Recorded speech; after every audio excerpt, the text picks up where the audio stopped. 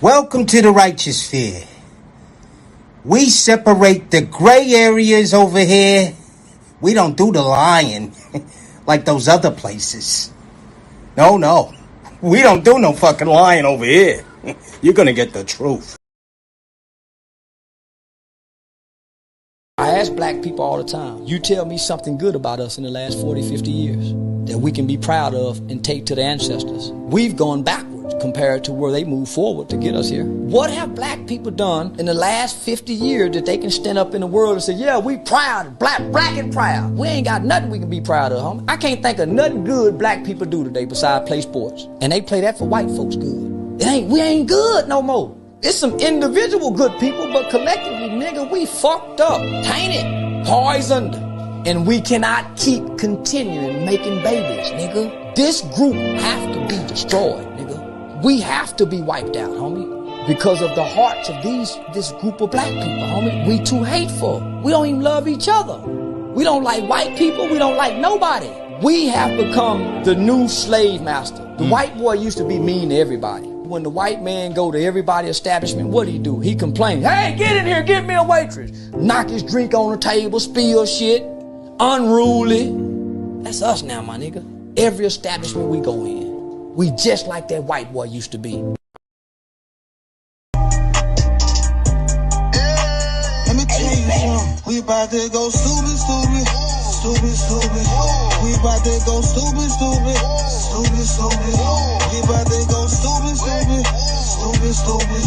We about to go stupid. This shit we be on stupid. This shit I'm blowing on stupid fruity. If it ain't D, y'all she right Gucci stupid. I'm Louis stupid. All about my check and I go stupid. Lord, they blood out like he Putin. Nigga thugged out like he Putin. Ain't a coop, nigga can't scoop me. I hear the hate loud, call it rootin'. Dodo bird, a real extra bitch. Feeding around in a dumb wheel. Push start, banana split. Dior bag, hold an extra clip. Cup of rap, nigga. Extra drip, then stack with him. Extra flips. Florida water, real loony bitch. Purse Gucci, no Dooney bitch. Pussy talk, no rumor-ish. On the whole head like a tumor sick. Shots fired, I don't miss. I'm the definition of a real bitch. We on stupid. This shit I'm blowing on stupid fruity. If it ain't D, y'all she right Gucci stupid. I'm Louis stupid. All about my check and I go stupid. I'm in a two-seat on my cup till no hangovers on me. We gon' try buy your new phone with we in the Range Rover, no heat. Take out Mac, can't wait next year. Roll that out, I'ma cover my ear. I'm too high, so don't come near. If it ain't on me right here. Got an ounce pride, got pills on my drive like goddamn. We're broke way too long, main reason all love be spinning. Took it all last year, now wake up. Both on your main, now she stuck. I don't do favors and don't trust luck. I'm pulling up if it's by the bus. This shit we be on stupid. This shit I'm blowing on stupid fruity. If it ain't D, y'all she right Gucci stupid. I'm Louis stupid. All about my check and I go stupid.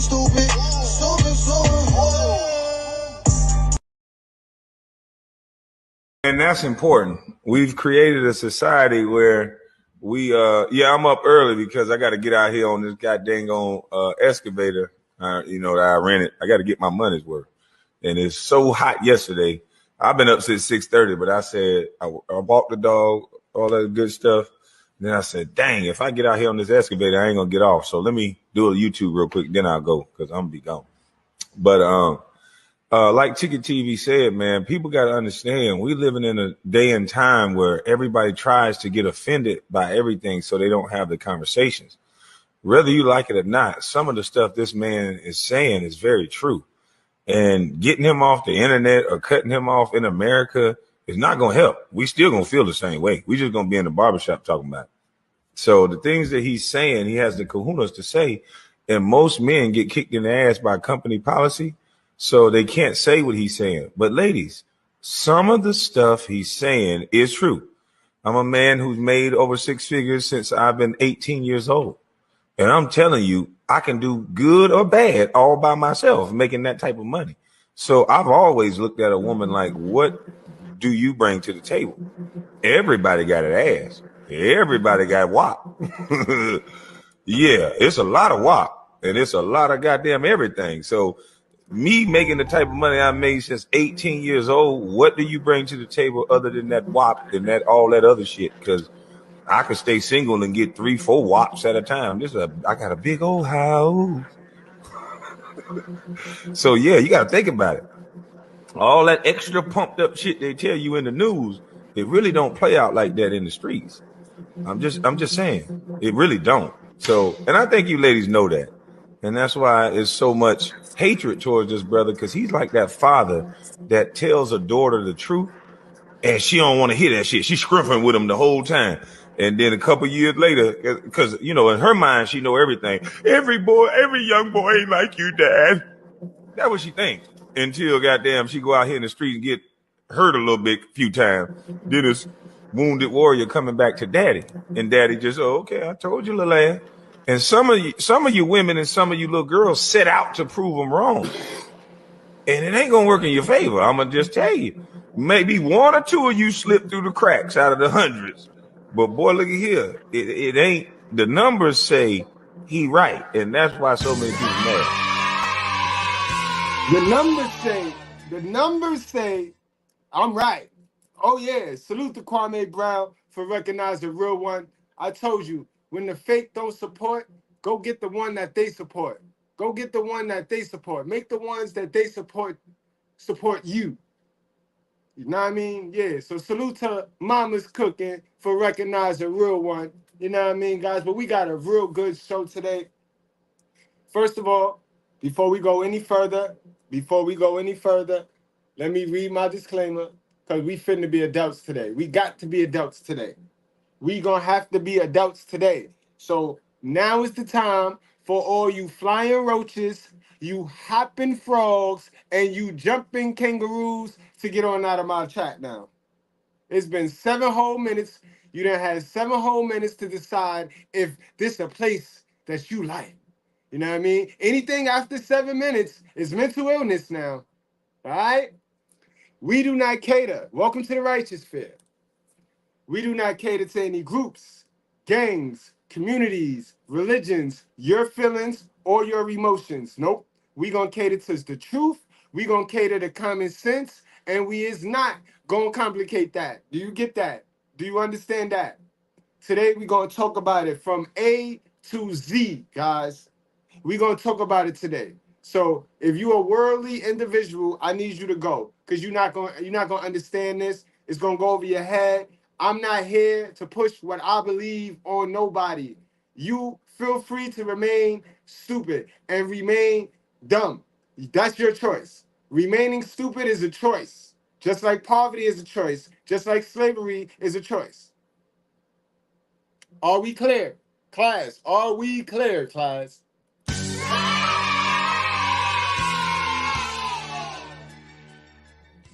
So I'm not here to teach you what I believe in. I'm here to teach you the truth, all right? Because from Genesis to Revelations is all of the truth. But y'all guys don't like reading.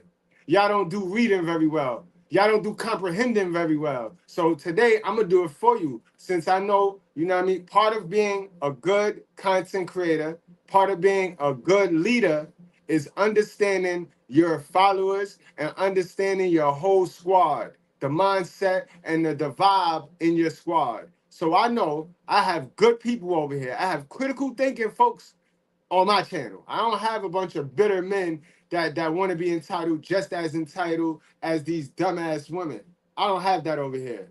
You know what I mean? We all healing to come back to love. We just might not love a black bitch, but we gonna come back to love. But we gonna be smart with our love this time. Right? Right, fellas? Right?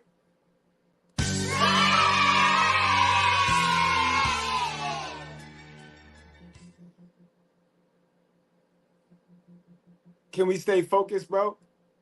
Can we stay focused, bro? Can we stay focused, bro? Can we stay focused, bro? Can we stay focused, bro? I don't understand. The mental illness, bro. This is what we talking about. You see this energy right here? This energy right here? We're going to go over, right? Today, we're going to go over the gender war from A to Z. So all of the mingy, dumb, stupid spirits that's running around here on the internet and in our world, right? We're going to go over where those spirits come from, all right? Because a lot of you is too worldly. A lot of you is in the physical, but all things happen in the spiritual before it gets to the physical. So if you're suffering in your flesh, it's because you probably compromise your soul. You compromise the spirit. But today, because I know my audience and I know why y'all like me. I know why what separate me. I know what got me to the 80,000. And being like these other goofball dumb niggas ain't got me to the 80,000. What got me to the 80,000 is because the way I explain this biblical truth is so dope, it's so relatable.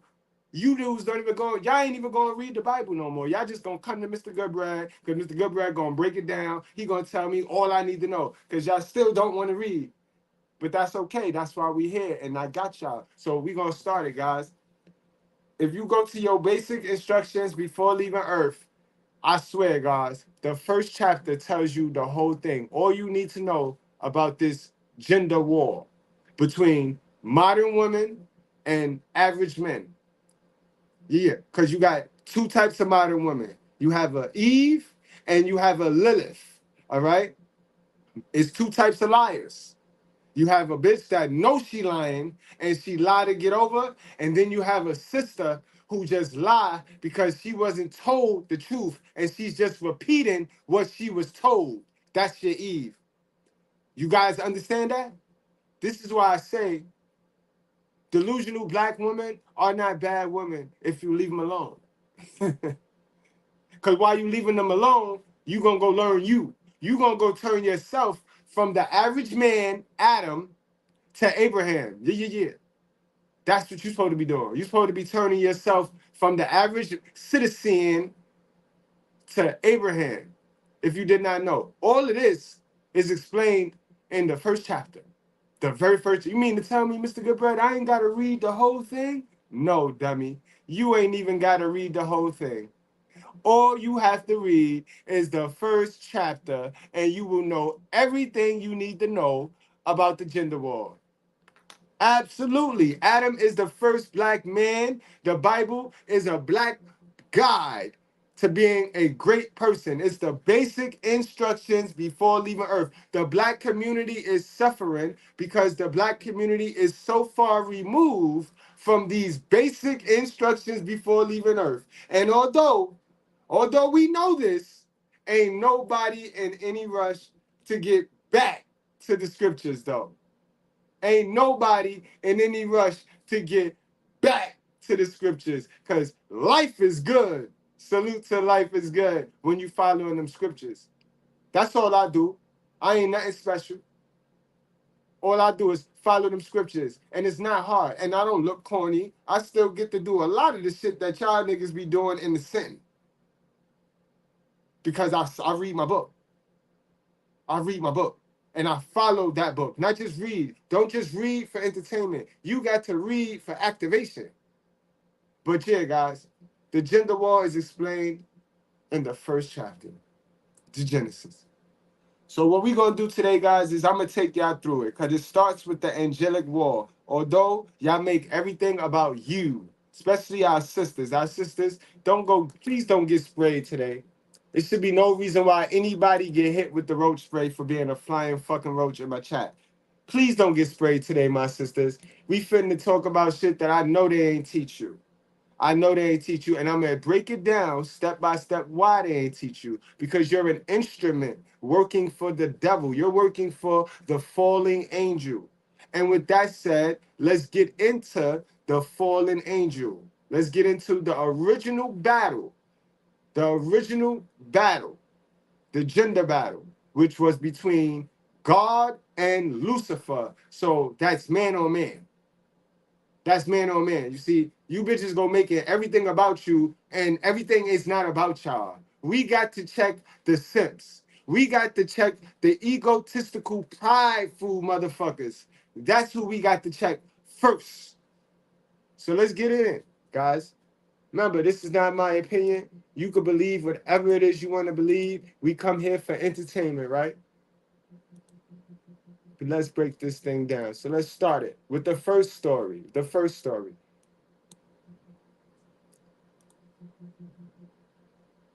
You do not, if you do not believe in the Bible, if you do not believe in success and winning and not fronting, you do not have to put it in my chat. You refrain from putting how you feel in my chat. I don't care how you feel today. I want to know what you know today. I want to know what you know today. You know what I mean?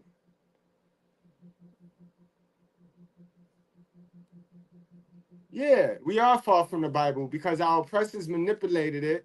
You know what I mean? Our oppressors manipulated it, then taught it to our mothers how to manipulate it, to use it, to cater to her flesh and her doings. But everybody's still stuck on this oppressor's way of manipulating the Bible. The oppressor also taught the churches, the Christian, the Muslim, all them churches how to manipulate it, and the people still go into them churches.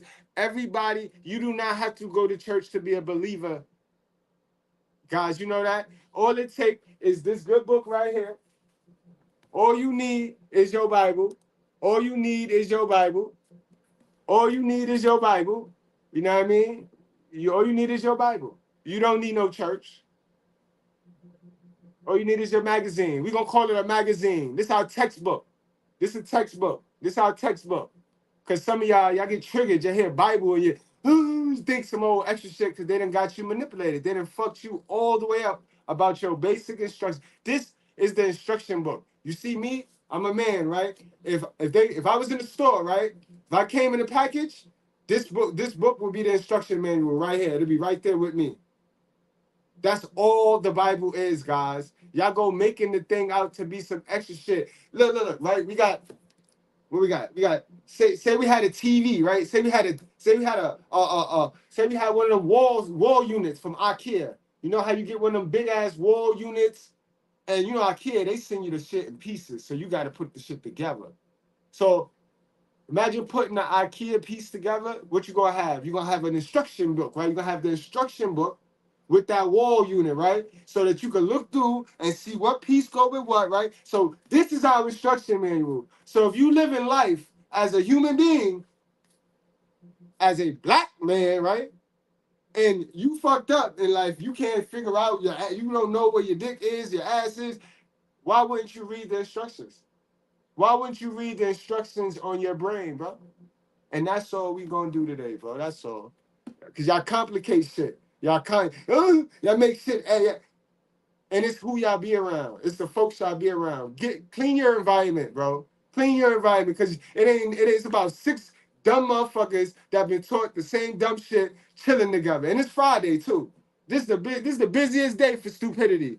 This is the busiest day for stupid motherfuckers. This is the day where stupid motherfuckers link together and spend their money being stupid in the black community. But all that Bible is a basic instructions before leaving Earth. It's a human being manual, bro. Be easy. Everything on this earth come with instructions, including us.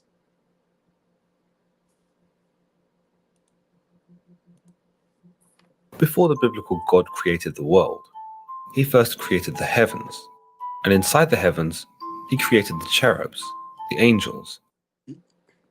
Yo, descendant of Jacob, bro. The Bible is for everybody, bro. The Bible is for whoever want to be smart.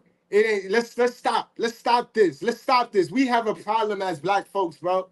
Why do we always want a nigga shit? We don't gotta always exclusive nigga shit because the Bible is for black people, but very few black people fuck with the Bible though. So if somebody else want to fuck with something that a lot of us don't want to fuck with, they can fuck with it, bro. So get that out your head. Just make sure you fuck with it, my guy. You get what I'm saying? You understand? Let's stop it. Let's knock it off. Oh, the Bible is only for black people. It don't matter. If a white motherfucker listen to that Bible and follow that Bible to the T, he gonna be better than you, my guy. He gonna be better than you. He gonna be blessed. He gonna be more blessed than you, bro. The Bible is only for black guys. I hate that. That's some sucker shit. That's some women shit, bro. That's some female shit right there, bro. That's female. That's feminine. It ain't enough to go around, so let me clutch this. Bro. Get your mind right, bro. Get your fucking mind right. That's the problem right there, bro. That be the problem. Y'all niggas think y'all own shit. None of this shit is ours. This shit all belong to God, bro. Get you a piece of it and shut the fuck up. And the archangels. The archangels were essentially the highest rank of the angels, and were the chief messengers of God himself. Amongst these archangels was the being known as Lucifer, the highest archangel of all. He was described as being the most beautiful creature that God had ever created. Yo, dumbass Grimy Bay. Don't get blocked, Grimy boy. Don't get blocked, bro. Don't troll with me, all right? It's because it ain't no white community. There's a Jewish community. You white niggas, your community is trailer park. That's y'all community. Y'all niggas be in them trailers. We see Eminem, nigga. We see how Eminem was living. That's y'all community. Fuck you mean that community is up. How can that community be up? Bro, you better make sure you come sit to the front of the class now, because you need a special education. So you bring your stupid ass, your stupid white ass to the front of the class and sit down, sir. Dumb niggas, B. I tell you, these niggas are stupid, yo. A splendid being that was perfect in every way.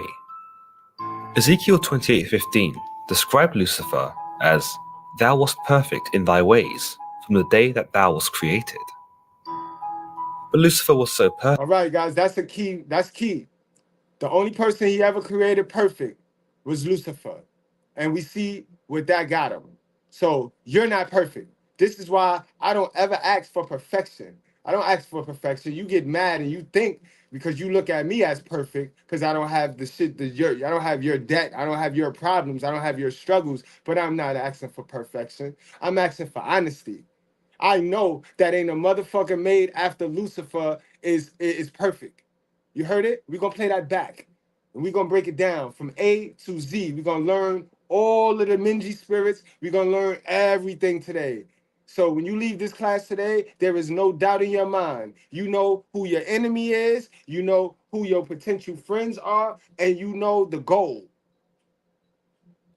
Perfect, so handsome, so divine, and so strong when in comparison to his peers, that he grew arrogant.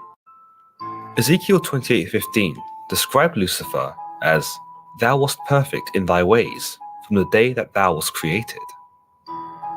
But Lucifer was so perfect, so handsome, so divine, and so strong when in comparison to his peers, that he grew arrogant. His superior qualities to God's other creations caused him to become prideful, and pretty soon, he believed that it was he who should be in God's place. He wanted to be God himself, and given that he was deemed worthy to be in the presence of God more than any other, and that he arguably understood God better than any other, Lucifer could think of no one better than himself to be the one to overthrow his Lord. As noted in Isaiah 14:12-14, the prophet Isaiah quotes what some suggest is Lucifer, saying, "I will ascend to heaven. I will raise my throne above the stars of God." It can even be argued that Lucifer's ambition is greater than God's, that not only does he want to take God's place, but wants a place even higher than which God sits. Pride would spur on Lucifer to act on his thoughts, that he was indeed more powerful than God. It was pride in which blinded him, pride which led him down a path of haughtiness, and pride which saw him begin to manipulate the other angels into serving him. After all, his intellect was superior to that of the other angels, and so deceiving them was not beyond his means. While some did remain loyal to God, many of the angels who, like Lucifer, would become known as fallen angels, began to recognize him as the superior being. While Ezekiel 28:15 notes Lucifer as being perfect in every way, he also notes that iniquity was found in him, thus diminishing his perfection. With a third of the angels on side, Lucifer launched an attack on God, and a mighty war for the heavens took place.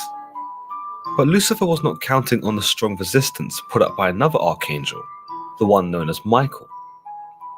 Unable to defeat Michael in his current form, thus lending Lucifer to doubt his own perfection at this point, Lucifer transforms into a dragon, as noted in Revelation 12:7-8, and there was war in heaven. Michael and his angels fought against the dragon.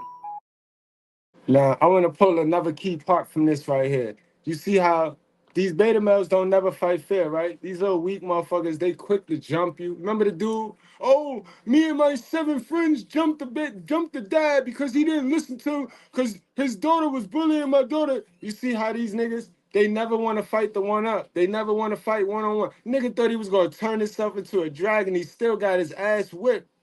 Peep game, guys. This is before you. This is before your time. Don't let it go over your head. But this is the spirits that's out here. This is the spirits that walk around us every single day. So you see how the first fight in this gender war was man on man. It was good versus evil. And I tell y'all that, but y'all always be so quick to talk about color. Y'all always want to divide the room. Yo, y'all niggas is white supremacists, yo. Y'all niggas is white supremacists, bro. I wasn't finna have no baby with no black woman.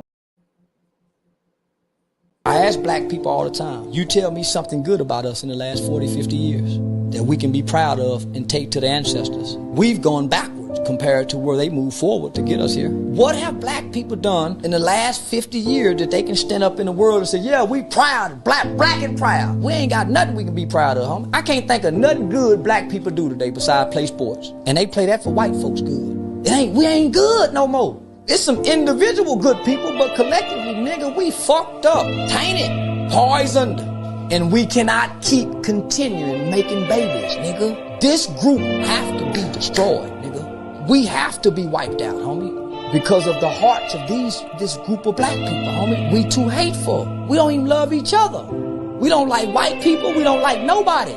We have become the new slave master. The white boy used to be mean to everybody. When the white man go to everybody's establishment, what do? He complains, hey, get in here, get me a waitress. Knock his drink on the table, spill shit, unruly. That's us now, my nigga. Every establishment we go in, we just like that white boy used to be. And the dragon and his angels prevailed not. Neither was their place found any more in heaven. While you might say Lucifer had the courage to rebel in the first place, although many would say this was not courage, and more so blind arrogance, he's ultimately defeated by Archangel Michael. By this, we understand how powerful the biblical God actually is, that Lucifer is defeated without God actually having to get involved in the battle. You might argue that God worked through Michael in order to overcome Lucifer, but in any case, Lucifer's defeat is absolute. Revelation 12:9 goes on to state, and the great dragon was cast out, that old serpent called the devil and Satan, which deceiveth the whole world, as he was cast out into earth, and his angels were cast out with him. This is also where we see Lucifer referred to by his other namesake Satan, which he earns after he has been defeated. Navan, it's the business travel platform that's taking the world by storm. Every employee can book their own flights and hotels. Everyone knows exactly what they can and can't expense. It's a whole operation now. Why is everyone so obsessed with making their life easier and saving money? What's next? A flashy dashboard where they can manage it all? Business travel, schmizness travel. I'm out!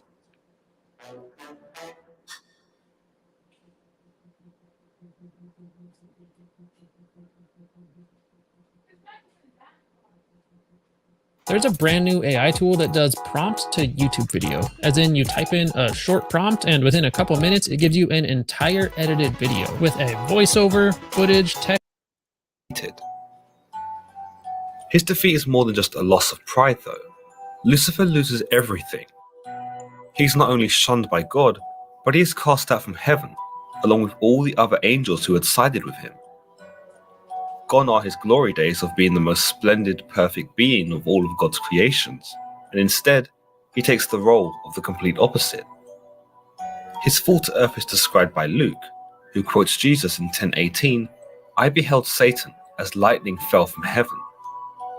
Lucifer's ultimate fate is detailed in Revelation 20:10, where it's understood that the devil that deceived them was cast out into the lake of fire and brimstone, where the beast and the false prophet are, and shall be tormented day and night, forever and ever. It's understood though that Lucifer would not tolerate his sentence quietly. In fact, from the very day of him being cast out, Lucifer began to plot his revenge against God. Seeing as Lucifer was no longer God's favourite creation, Lucifer would target his vengeance against that which took his place, mankind itself. When God created Adam and Eve, he tested them, forbidding them from eating from the tree of knowledge. Seeing an opportunity to scorn God, Lucifer snuck his way into the Garden of Eden, posed as a snake. However, in the early passages of Genesis, which detail the temptation of Eve, the serpent is never explicitly stated as being Lucifer. In Genesis 3:1, the snake is merely described as being a crafty animal. Therefore, it's likely that the idea that Lucifer is this serpent is merely ascertained by the members of the faith. While it's taught as scripture, it's not necessarily stated in these opening passages. Some may counter this argument though, by saying that Lucifer is referred to as the serpent, most notably in Revelation 12:19, where he is called that old serpent, and perhaps therefore the original serpent. Others argue that Lucifer wasn't the snake itself in the Garden of Eden, but that he manipulated the snake to speak on his behalf. However, again, there's no scripture to actually support this. Furthermore, when we look at the origin of Lucifer's name, we'll find that Lucifer is actually Latin for light bringer or morning star, or even the planet Venus. But how could Latin find its way into a Hebrew manuscript when the manuscript was written before Latin was even a language? Let's take the 14th chapter of Isaiah to analyze this, seeing as, believe it or not, it's the only point in the scripture where the name Lucifer is actually explicitly mentioned. Isaiah 14:12 states, "How art thou fallen from heaven, O Lucifer, son of the morning? How art thou cast to the ground, which didst weaken the nations? For thou hast said in thine heart, I will ascend into heaven, I will exalt my throne above the stars of God. I will sit also upon the mount of the congregation, in the sides of the north. I will ascend above the heights of the clouds. I will be like the Most High. Yet thou shalt be brought down to hell, to the sides of the pit." Many believe that here, Isaiah is referring to Lucifer the devil, but there is another argument, that this passage is actually in reference to a fallen Babylonian king, one who is mortal, and not one who is created as a divine perfect angel. It's understood that this king had sinned greatly in his persecution of Israel, and likely believed that he was beyond the power and punishment of the biblical God. In this argument, Isaiah in this chapter seeks to explain the king's folly, and not the folly of the archangel Lucifer. In fact, his usage of the term Lucifer isn't universal across all translations. In some versions, Isaiah simply refers to the subject as the morning star, or Halel, the Hebrew word referring to Venus. It implies that the king of Babylon, whose identity is not confirmed in scripture, was once someone considered in high regard, before his downfall, as predicted by Isaiah. HR leaders, Hi Bob has a smashing tool for employee engagement. Say hi to Bob, the modern HR platform that's bursting with ways to create employee engagement. Bob is full of tools to manage an entire global workforce in one platform. Bob is loaded with local customizations, so you can adapt workflows to sites and regions. Bob is packed with tools that promote transparency. But if this is the case, then how did it all become about Lucifer, the fallen angel? Well, that's not exactly known, but we can speculate that early Christian scribes, who were by this time writing in Latin, simply decided for themselves that this would be a great opportunity to fit in a story about a fallen angel. Going by this argument, Isaiah 14:12 was therefore hijacked by these scribes and molded to fit their own narrative about the character Lucifer. By the time of King James I Exactly. That's why I don't be fucking with that King James version. That dude is a mook too. That dude was sleeping with men, so I don't fuck with that version. But in any event, you see the nature in this man right here. This that prideful.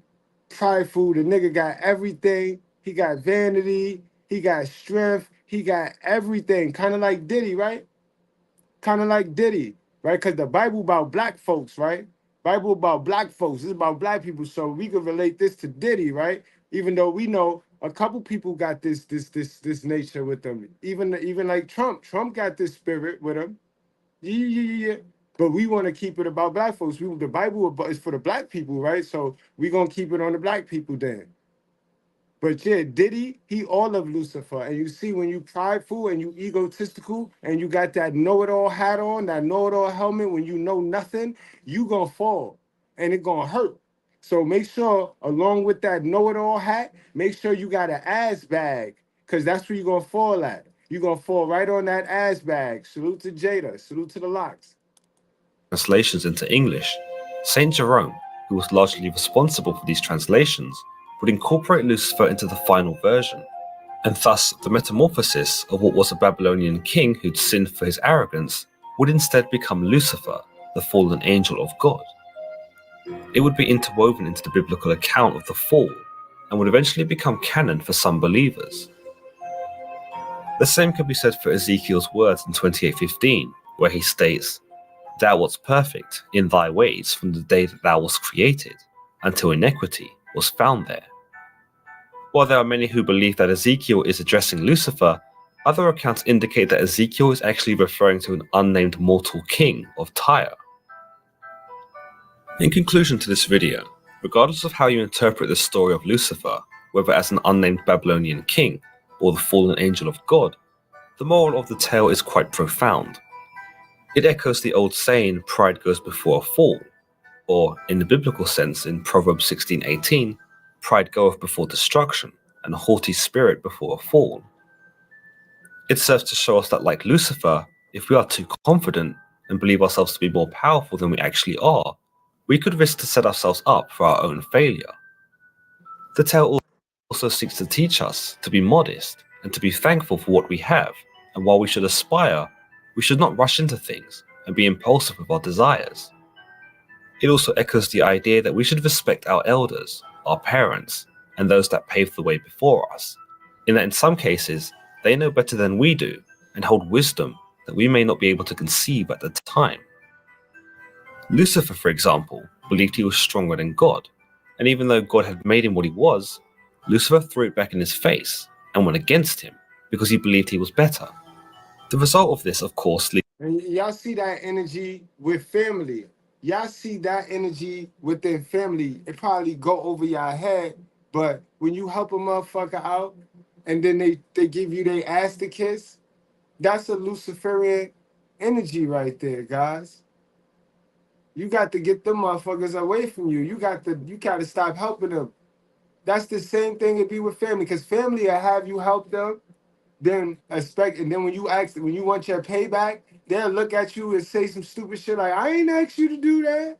But they sit around you complaining and whining and nagging, and they ain't asked, because they don't ask nowadays. 2024, bum beggars, they don't ask. What they do is pay attention. They get up around you and they'll have a problem and they'll keep whining on that problem. They'll keep talking about that problem, talking about it until you expecting you to be like, yo, all right, so how much is that?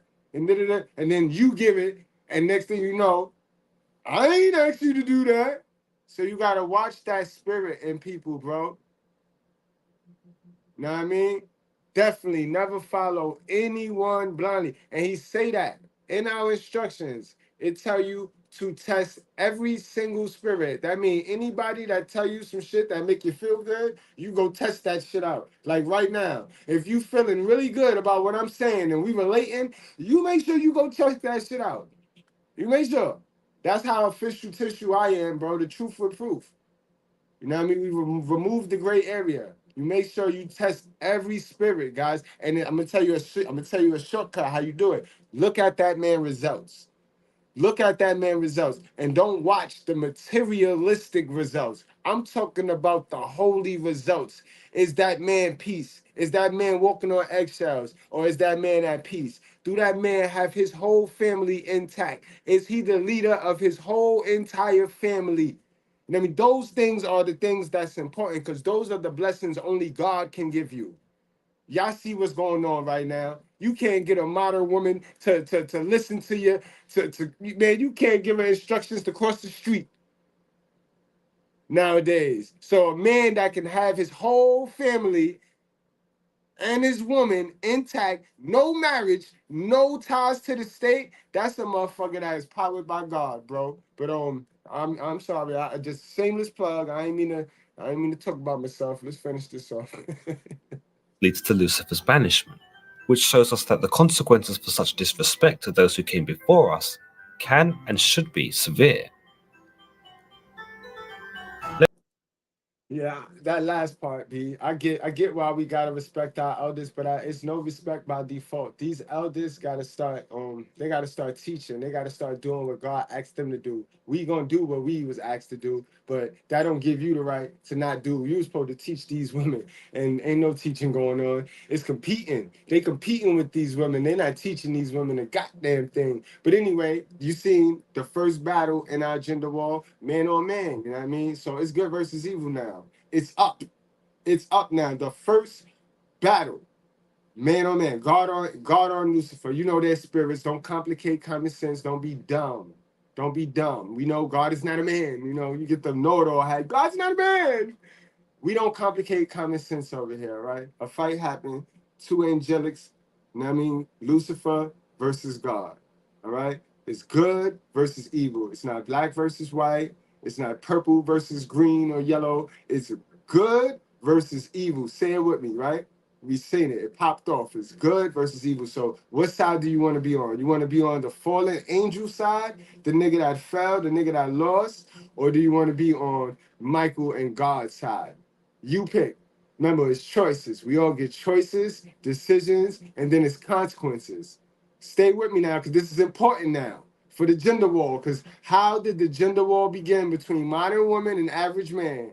Right? So far, we got good and evil. Evil got kicked out. Evil was once good. Evil was once perfect. You know what I mean? And it got kicked out. So what side you on? What side you on? Put a 1 in the chat if you on the good side. If you on the good side right here. Put a 1 in the chat if you on the good side. You know what I mean? We're going play by play today. We're not getting confused. So it should be no woman triggered, because we did not mention nothing about a woman's spirit yet. We didn't mention that one thing about a woman's spirit yet. So don't get sprayed with the raid. Right, y'all? Tell them, don't get sprayed with the raid, because we did not mention one thing about a woman yet. We talking about simps and modern men. That's what we talking about. We got a simp, got kicked out, and we got our man. We got men and simps. We talking about men. Who said? We'll put a 1 if you rocking with the man, and put a 2 if you rocking with the simps. If you in your feelings, you know what I mean? If you a guy that's in your feelings and you think you're cute, and so you rocking with the 2. So far, right? We ain't mentioned no women. Now let's get to the next story as we flow through our basic instructions before leaving the Bible. All right?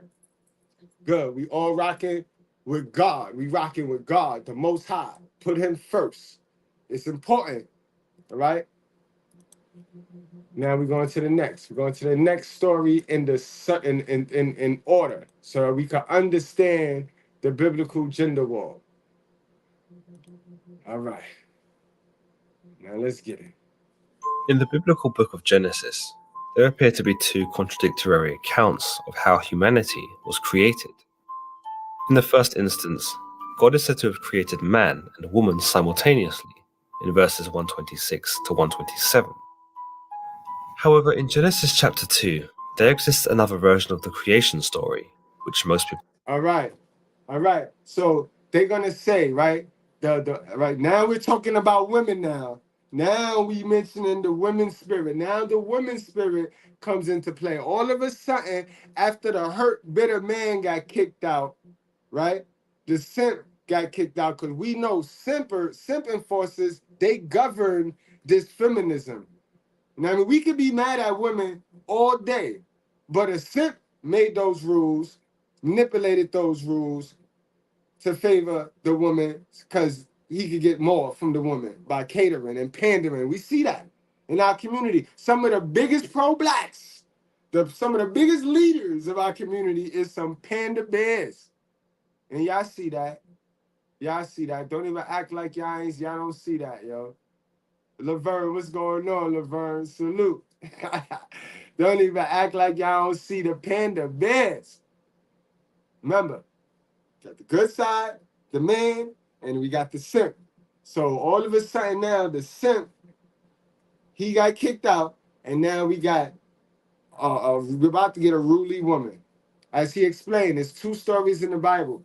Everybody goes, see, not written in the Bible, but where it say Lilith at in the Bible? You don't need to say Lilith in the Bible if it tell you how she was created. If it talk about a bitch getting created, I don't need to hear a name.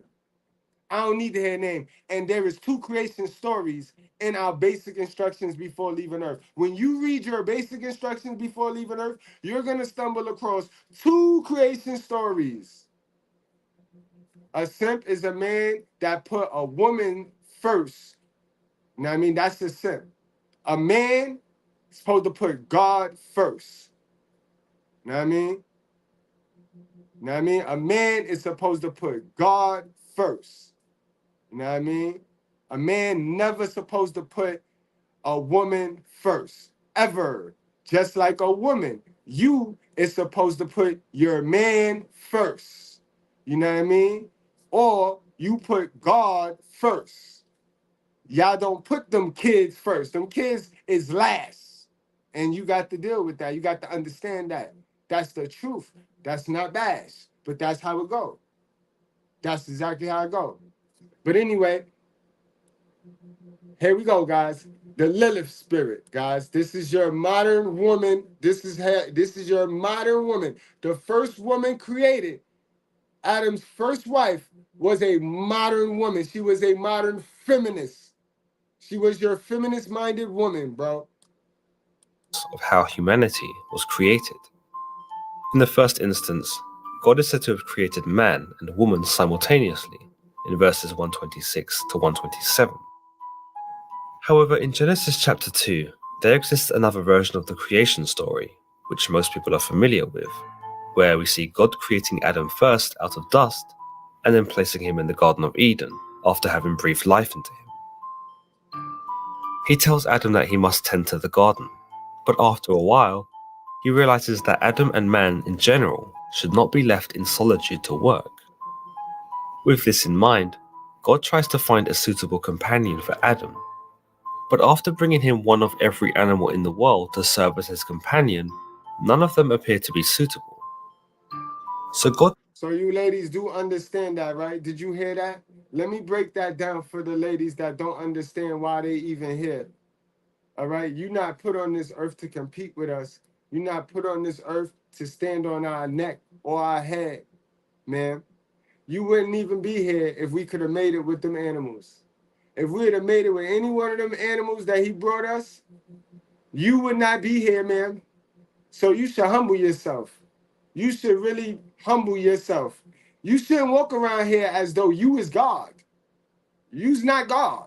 You know what I mean? You is not God. In fact, you third in the order, man. You third. You third. But guys, you hear it for yourself, bro. Y'all hear it for yourself. And this the truth. This is in our basic instructions before leaving Earth. How to be a black man or a black woman. How to be a great black man and a great black woman.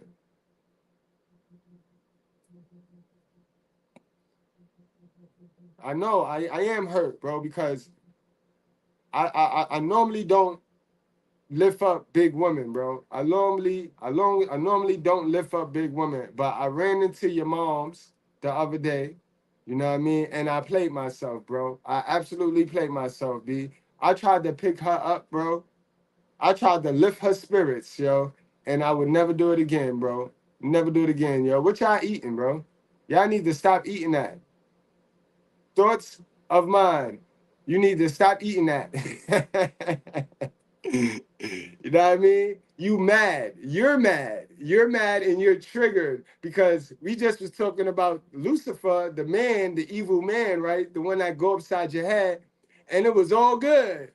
Now we ain't even get 55 seconds in on your spirit, on how you get down, and you already triggered because you know where we already gonna go. We finna blow you all the way up. Lilith. God causes Adam to enter a deep sleep, and while he's unconscious, he takes one of his ribs and uses it to fashion a woman, Eve. Adam realizes that Eve is a part of himself, and thus he deems her as a suitable companion. So as you can see, there exist two versions of at least how man was created. More specifically, women though. We can assume that God created man in both cases from dust, even though the verses of 126 and 127 don't specify men were created from dust, but for women, in this case Eve, she was created both from dust and from Adam's rib. But you might ask, how can this be? She can only have been created by one means or another. Ancient rabbis would notice that the conception of Eve has two separate accounts, and that only one can be the real story. Therefore, a solution for this conundrum was devised, where the woman who was made simultaneously with Adam was Adam's first wife, or the first Eve, but that God replaced her because she was not subservient to Adam. It's this woman who would become known as the entity Lilith. Historians and scholars alike are not certain as to where the character Lilith originated from, although it's believed that much of what we know about her was inspired by Sumerian myths about female vampires known as Lilu, or by Mesopotamian myths surrounding female demons who scoured the night, otherwise known as succubi. But the first time Lilith is mentioned when in association with the idea of creation is in the alphabet of Ben Sira, or Siraj, which is considered to be a satirical Jewish work told by an anonymous writer. Ben Sira is said to have been the son of the prophet Jeremiah, and explains details of his life, his adventures, and includes some of the tales he spun. It's in this work that we see one of the first glimpses of Lilith in literature. The tale explains that Lilith was Adam's first wife, and that she was created alongside Adam. However, unlike Eve, Adam and Lilith did not coincide, and were not particularly compatible sexually. The text of Ben Sira explains that Adam... That sound familiar, right? That sound like you and your sister, right?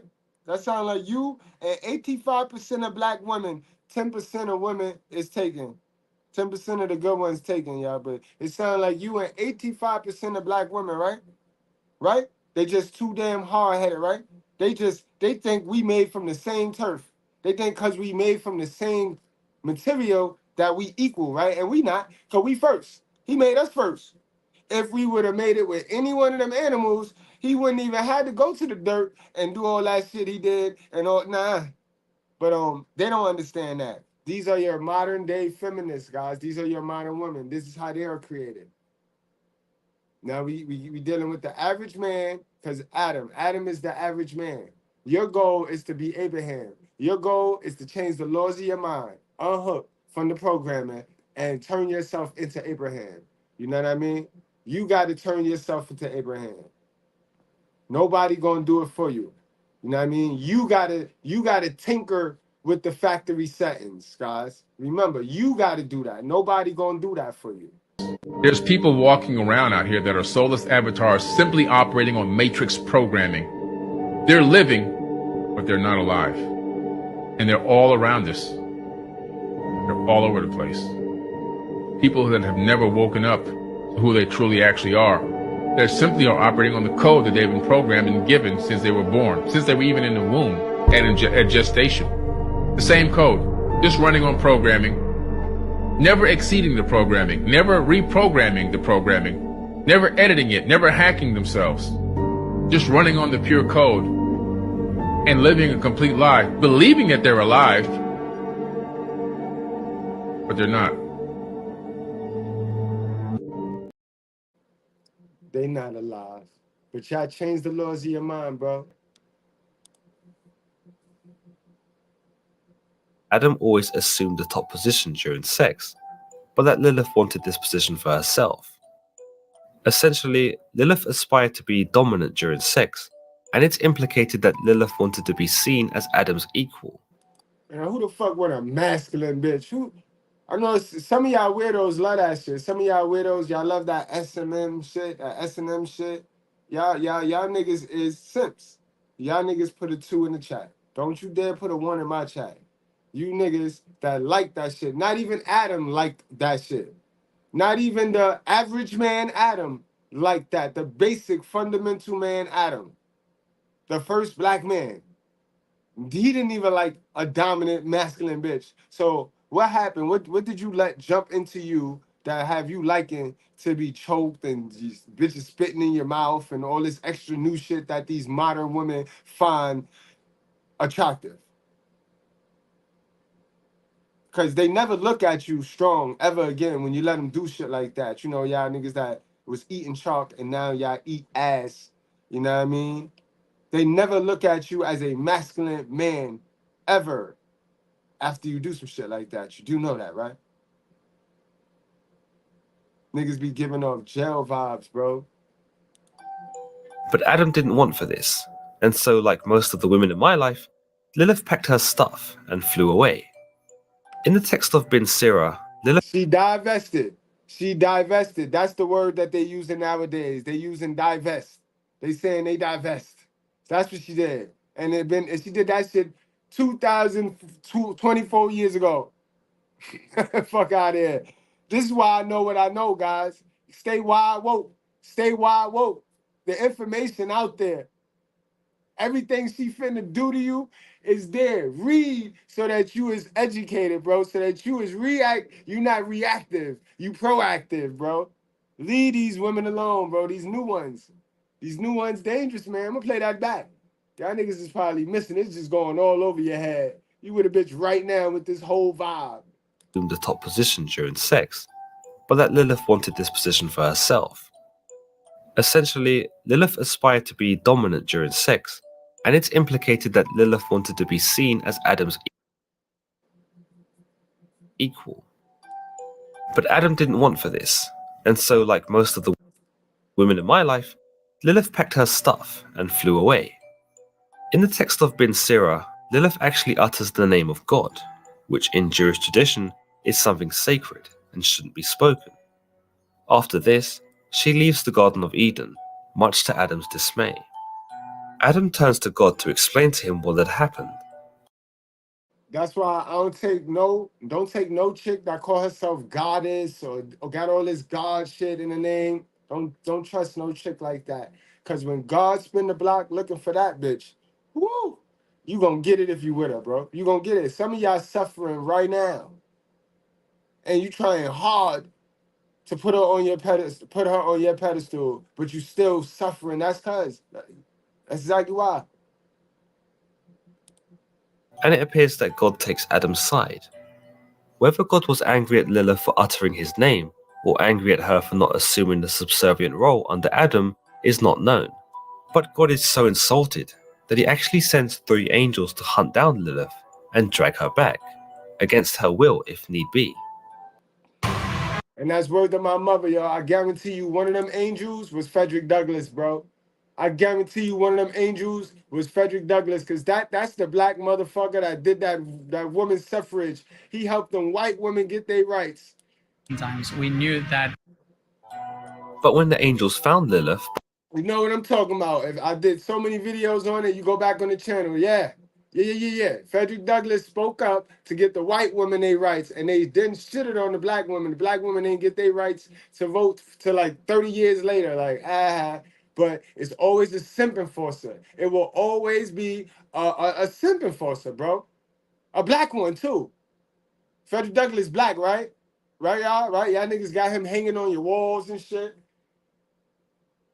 Right next to Martin Luther, right? And Malcolm X, right? For God. Where your God at? What's your, you know what I mean? Y'all worship everything but the God, the real God, not Sky Zaddy. By the Red Sea, she would not return with them, and despite their orders from God, Lilith remained defiant.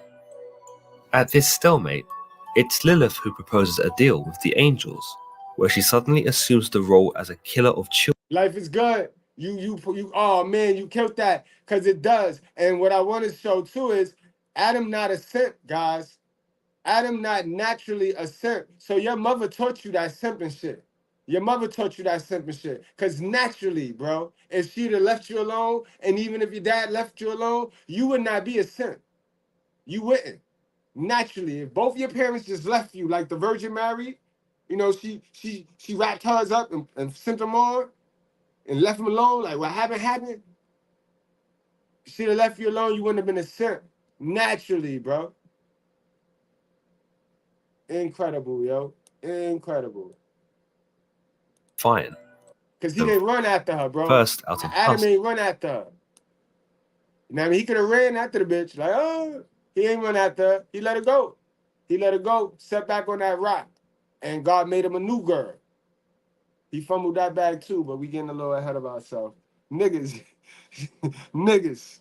We talking about the gender war and we going from A to Z. So it's no stone gonna be left unturned. Niggas. This first bag, I'm not gonna blame you for this first bag. Can't nobody blame you when you get caught up with a modern woman unless you do it again. So if you keep attracting these modern women, it's you, my nigga. It's you. But on that second one, you fumbled that second one. We're gonna get to that. He would not return with them, and despite their orders from God, Lilith remained defiant.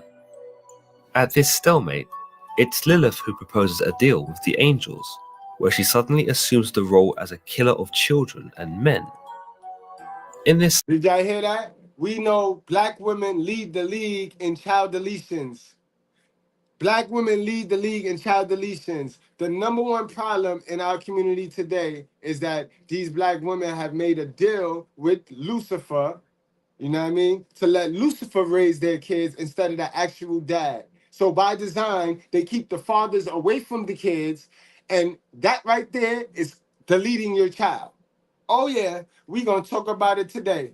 We gonna talk about it today, and we see this spirit. We see this very spirit in our community because the Bible for black folks, right? The Bible for black folks, right? And this is why I say stop doing shit like that. Because if you're white, if you're one of my white supporters, understand, even in your community, you have an Eve and you have a Lilith. You have all of these same spirits just in your color. Asians, you have all of these same spirits just in your color. My Latinas, you have all of these spirits just in your color. Drizzle.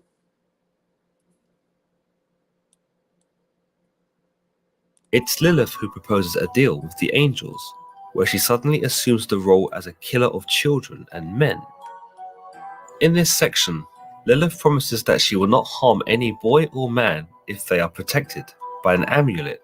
Oh, so you're not gonna mess with the brights. You're not gonna mess with the crayons, the crayon kids, right? You're not gonna mess with them. And we see that. Don't they condone that stupid shit, right? They condone that stupid shit, right? I could go and salute to my guy A Spade, my teacher. I could go right now. I could tell y'all in the chat, right? I could say, y'all call me King Shofar. My new name is King Shofar. Don't call me Gus no more, right? Call me King Shofar. And y'all niggas gonna look at me like, nigga, shut the fuck up, bro. Your name Gus. Your name Gus, right?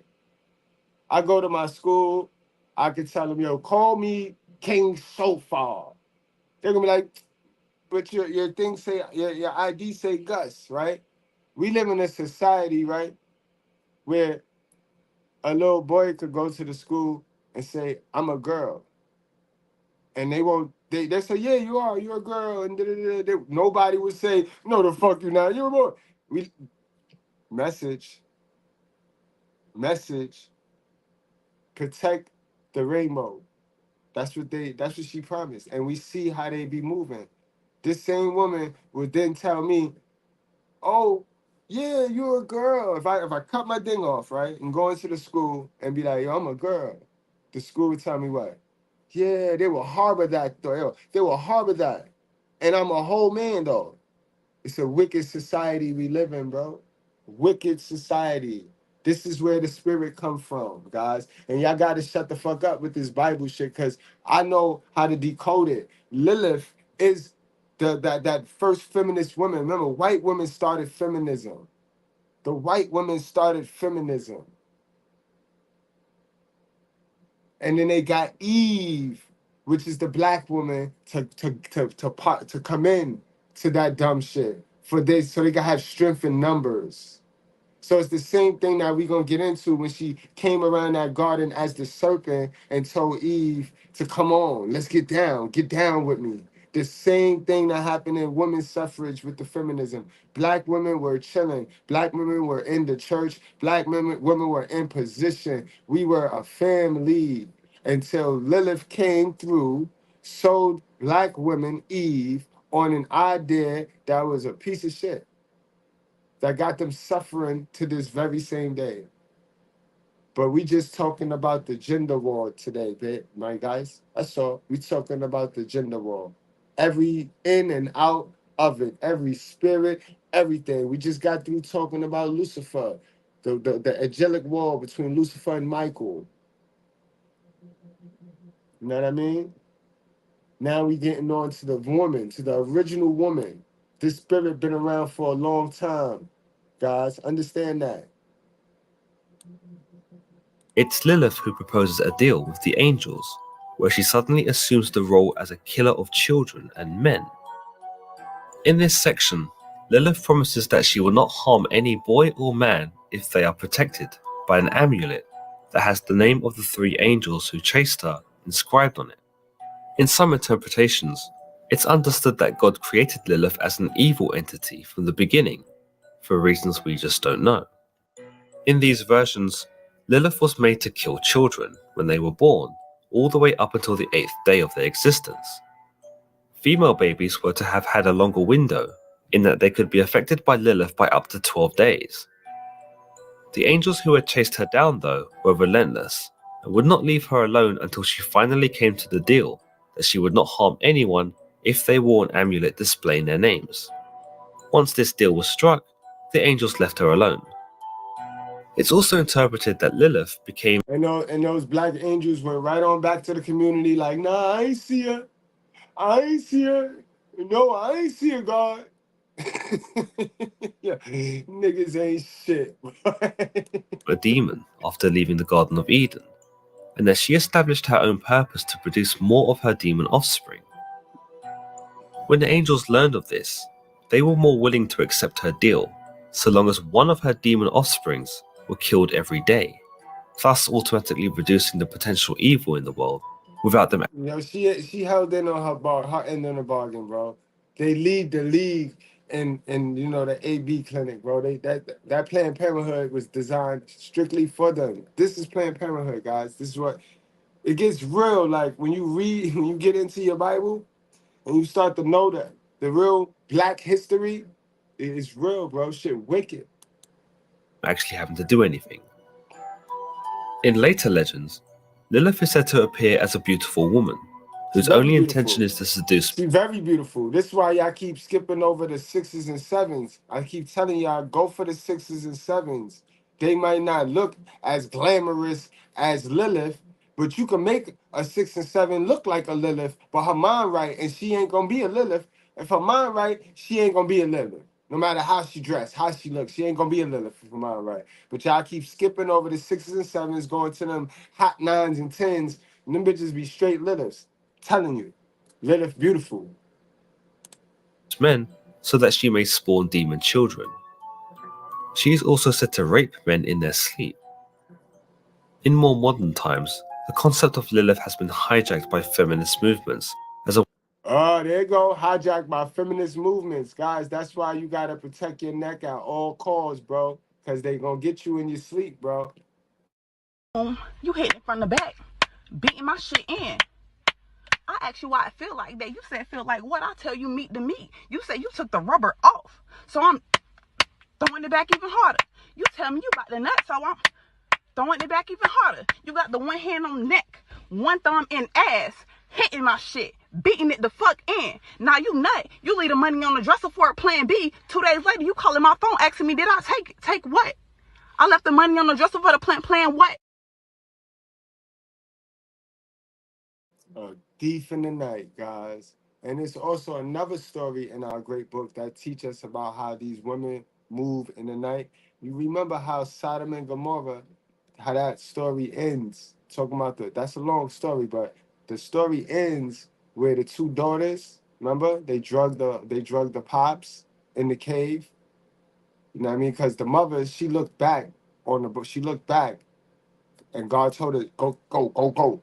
And she looked back. She couldn't resist to look back because they can't leave shit alone. They can't leave what's in the past in the past. So she had to look back at Sodom and Gomorrah, watching it burn, lusting for the things she built that wasn't about God.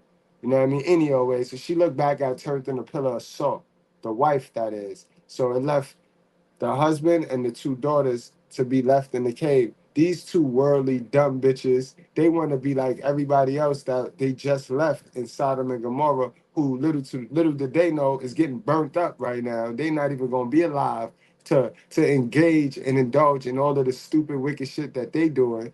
You know what I mean? Sexual immorality and stuff. But anyway, the two dumbass daughters, they went and drugged the father. They each took a turn, drugged the father, and raped them in his sleep so that he could get them pregnant because they wanted to have a baby. It's in the book, bro, man. Stop playing dumb, man. This shit, yeah, the Bible entertaining, right? Y'all like, yo, that shit in the Bible? Bro, it's in there. It's in there. That's Sodom and Gomorrah, bro. It's in there, bro. This is the realest book you gonna ever read. The problem is y'all listening to dumb niggas who don't got no results in their life. Listen to me. Get the Bible that you can read. Get the version you can read. Go get the ESV version, bro. And stop fooling with these dumb niggas and that KJV version. He a mook, all right? He a mook. And they write, that's the version that they manipulate because they write it so that you can't even read it and you don't even want to read it. You read 2 pages of that shit and I've been through that shit across this fucking room, yo. Go get the one you can understand, bro. The one that's entertaining you. Because trust me, the content ain't gonna change. It says the same shit, bro. Same shit. Your Bible say the same shit my Bible say. Don't listen to these dumb niggas that be running around here with these old ancient ancestral information. These niggas is dumb, bro. The way to reflect their own emancipation from their male counterparts. From the define of societal expectations to the rejection of both Adam and God, Lilith serves as an inspiration to this movement. As far as the Bible goes though, as this is a biblical stories explained series, You lucky I don't have the you lucky I'm in control of my emotions. Cause I really want the old me would have blocked you just cause I told you that KJV shit is the setup. That KJV is the fix. That's what's gonna get you to follow the Bible the way they want you and need you to follow this thing. So you follow that thing. How has following the KJV worked for you, sir? As far as results wise, bro. Since that to you is the only word of God. When I just sat here, sir, and told you your Bible, your favorite reading piece, it says the same thing as my favorite reading piece, bro. So you're telling me KJV's Sodom and Gomorrah is different from my ESV Sodom and Gomorrah? That's what you're telling me? Man, yo. Man, yo, our people, bro, suffer for the lack of knowledge is for real. Lilith appears only once, in Isaiah 34:14, which refers to a demoness of the night. It comes about when Isaiah is explaining God's judgment, and what the landscape of Edom will come to look like in the time of the final days, after the harassment of Israel and God's people. Isaiah is quite vivid in his description, where in some translations he states, "Wildcats shall meet with hyenas, goat demons shall call to each other. There too Lilith shall repose, and find a place to rest." But what does Isaiah... Exactly. Lilith rests where the sexual morale is. Lilith is at the heart of the projects. Because, you know, poverty got nothing but time to be fucking on each other. And this is where the wedlock babies is coming from. It's being pumped out. Y'all remember that rat experiment that I showed y'all? What happened when you give niggas no purpose and you get them everything, you get them food, water, shelter, but no purpose? What is gonna happen? They're just gonna start humping on each other and shit just gonna go crazy. The same thing that they did to the projects. Put a bunch of rats in one place, give them free food, give them cheap rent, and look what happened. The most violence, Everything, it's just crazy, bro. It's crazy. And we know these things, we learn these things, but we still do these things. And when they claim we the children of God, the shit is in our book. What not to do, how not to act. But we want to pretend we the smartest monkeys in the jungle. Nah, man. Get your mind right, bro. Say I mean by this? Well, it's likely that in this translation, Isaiah is referring or borrowing from Jewish folklore about the night demoness who prowls the night, hunting men. There's a little known side hustle that I'm doing myself that earns me a very healthy 6-figure a year. The use of Lilith in this passage aims to convey just how much destruction the people of Edom will suffer at the hands of God, that they will be plagued upon by wildcats, goat demons, and finally Lilith herself. The inclusion of Lilith in this sinister sounding coupling only exemplifies her malevolence, that she stands on the same. So now, is there so many Liliths out here because it's so less of us praising God? Is the fact that we can't find a good bitch because we have sexual immorality in us? We just thirsty? Is that what it is? Like, I mean, I'm just asking the question because we just having the conversation. You know, over here, we just have real conversations because we adults, right? We all claim to be adults. So adults tell the truth, right? What fuck we lying for, right? Lying lips are an abomination. You know what I mean? So why we lie? We supposed to remove all falsehood, right?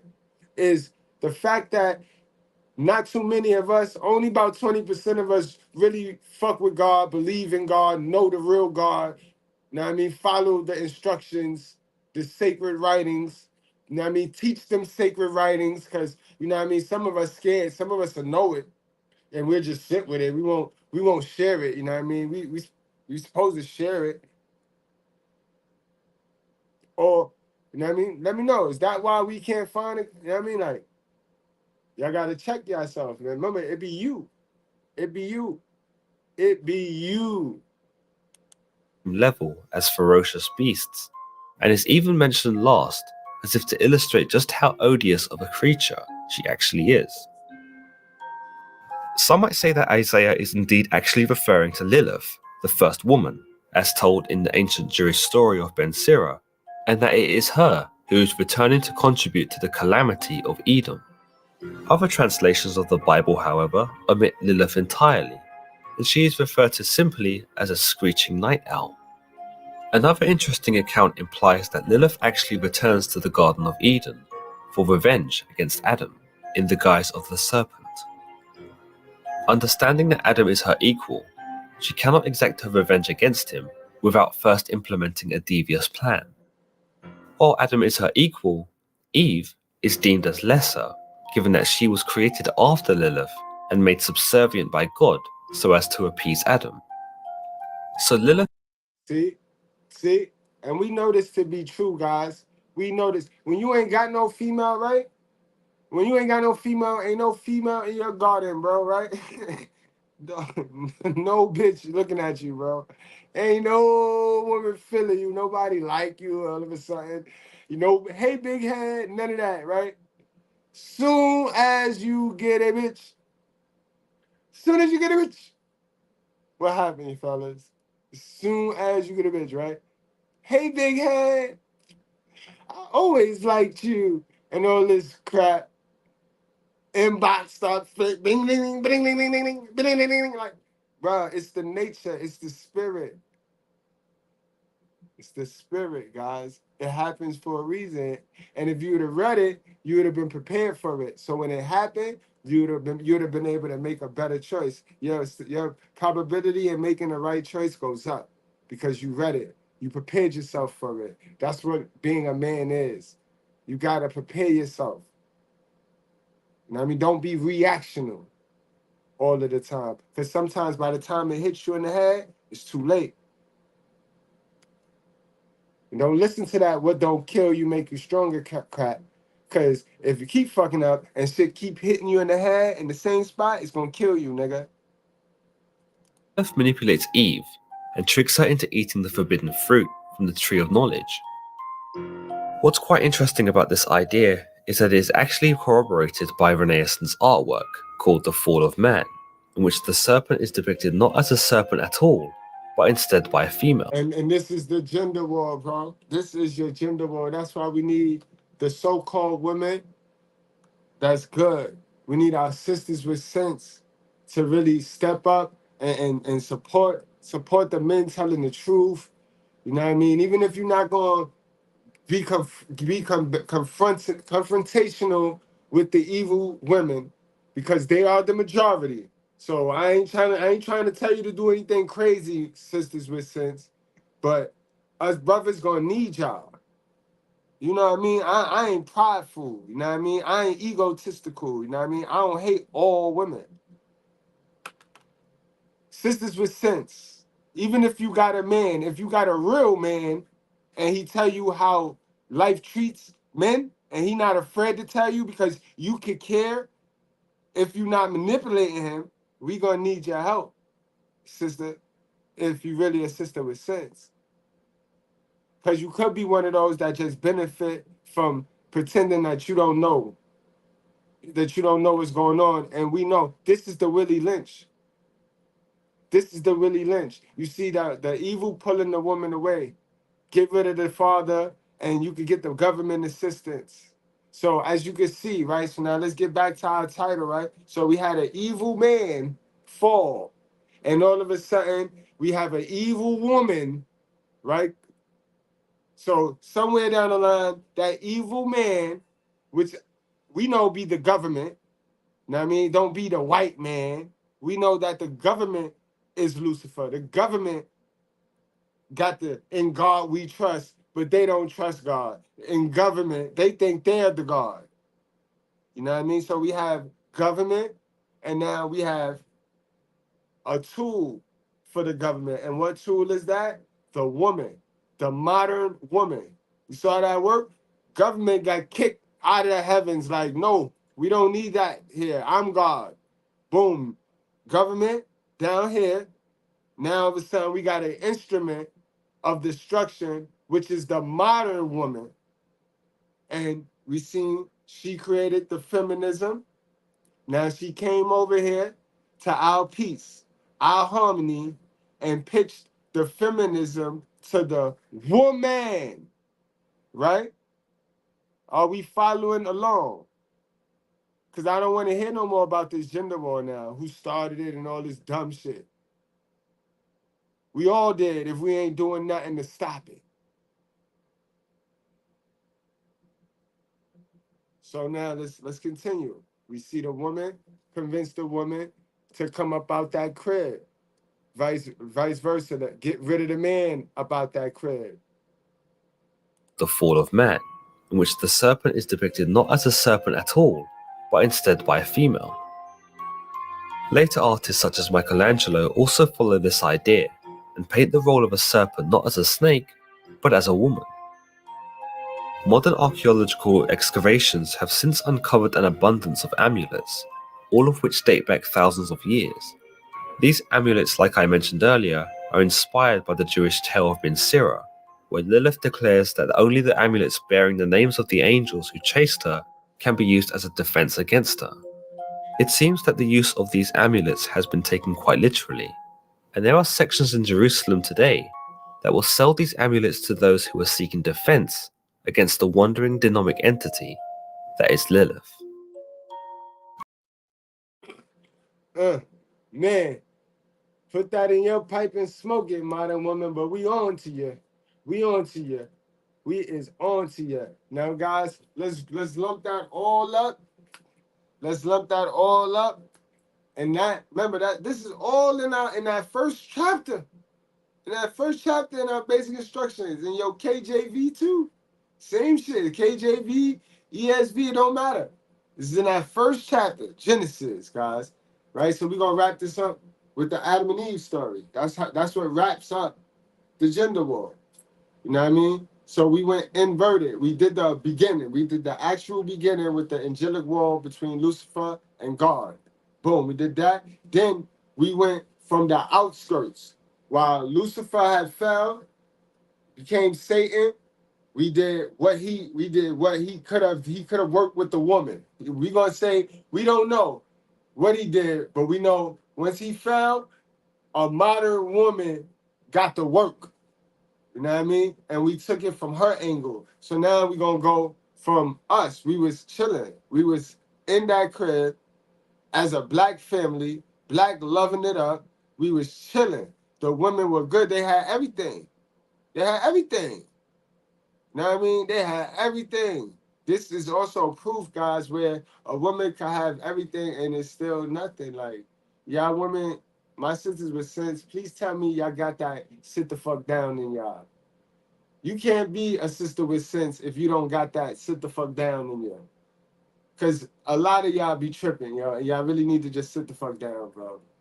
Enjoy your age, but just sit the fuck down. Y'all be doing way too much on your feet, bro. Feet never stay at home.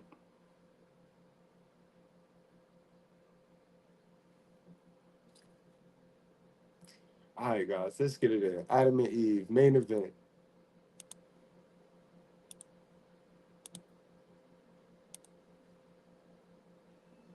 Then God said, "Let us make mankind in our image, in our likeness, so that they may rule over the fish in the sea, and the birds in the sky."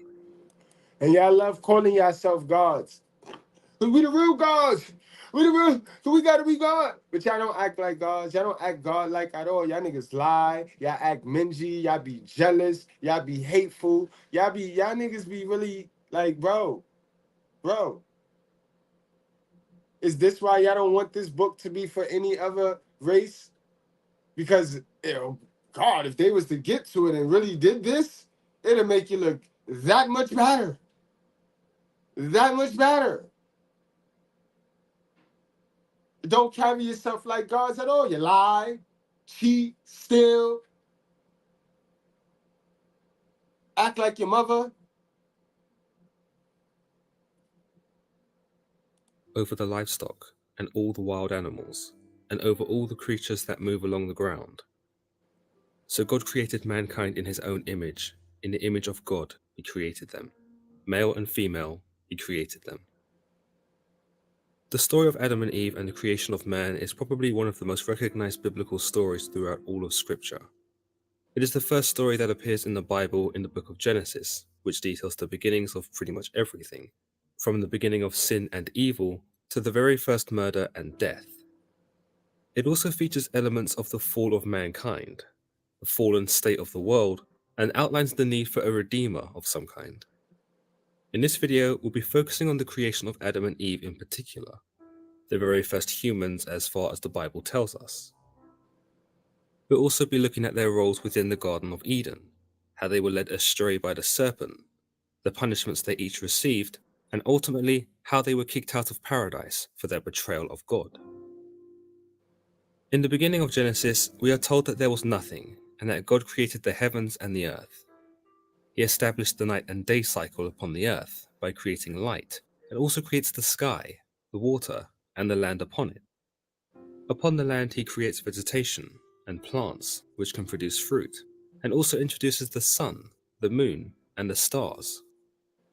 After this we see God create fish and creatures. Yo, I don't want to.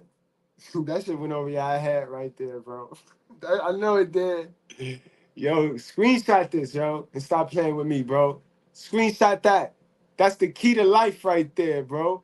That's the key to building, bro.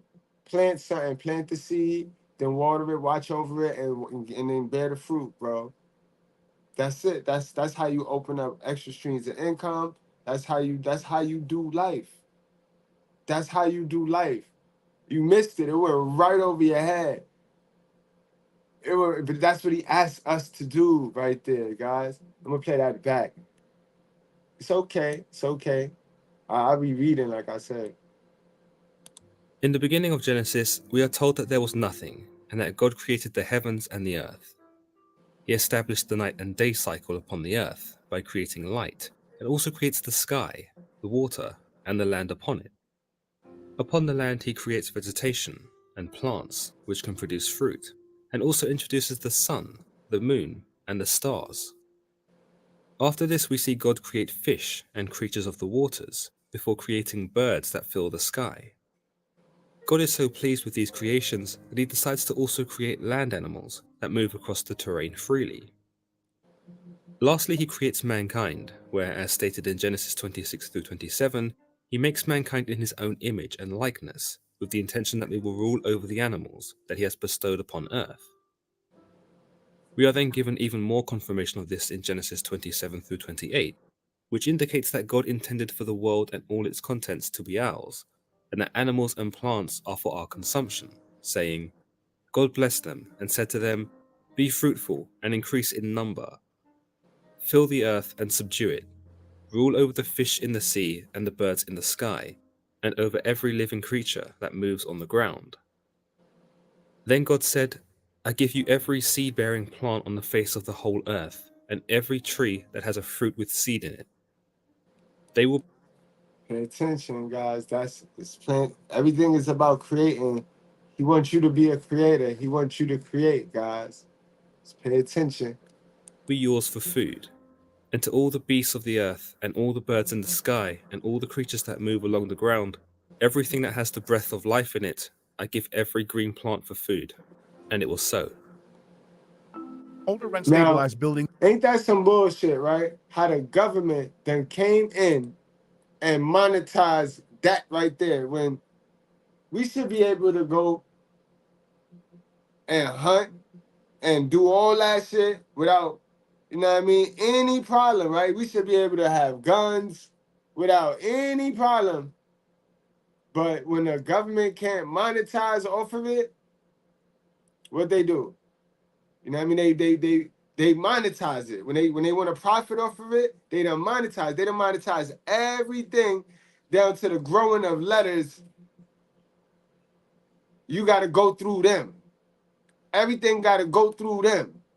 Ain't that These are weird in though? You don't severe find that financial. suspicious, but God left it for us to have, for us and our enjoyment, but it got to go through them. Everything. Disrepair. The city. It is chapter 2 of Genesis which sees the first introduction of Adam. We are told that neither shrub nor plant had sprouted, because not only had God yet to send rain upon the earth, but there was also no one to tend to the plants either, to ensure their proper growth. What's interesting here is that we get to see one of two of the first creation stories featured in Genesis. We are told in Genesis 2:7, Then the Lord God formed a man from the dust of the ground, and breathed into his nostrils the breath of life, and the man became a living being. We understand here that Adam had been created then with a purpose in mind.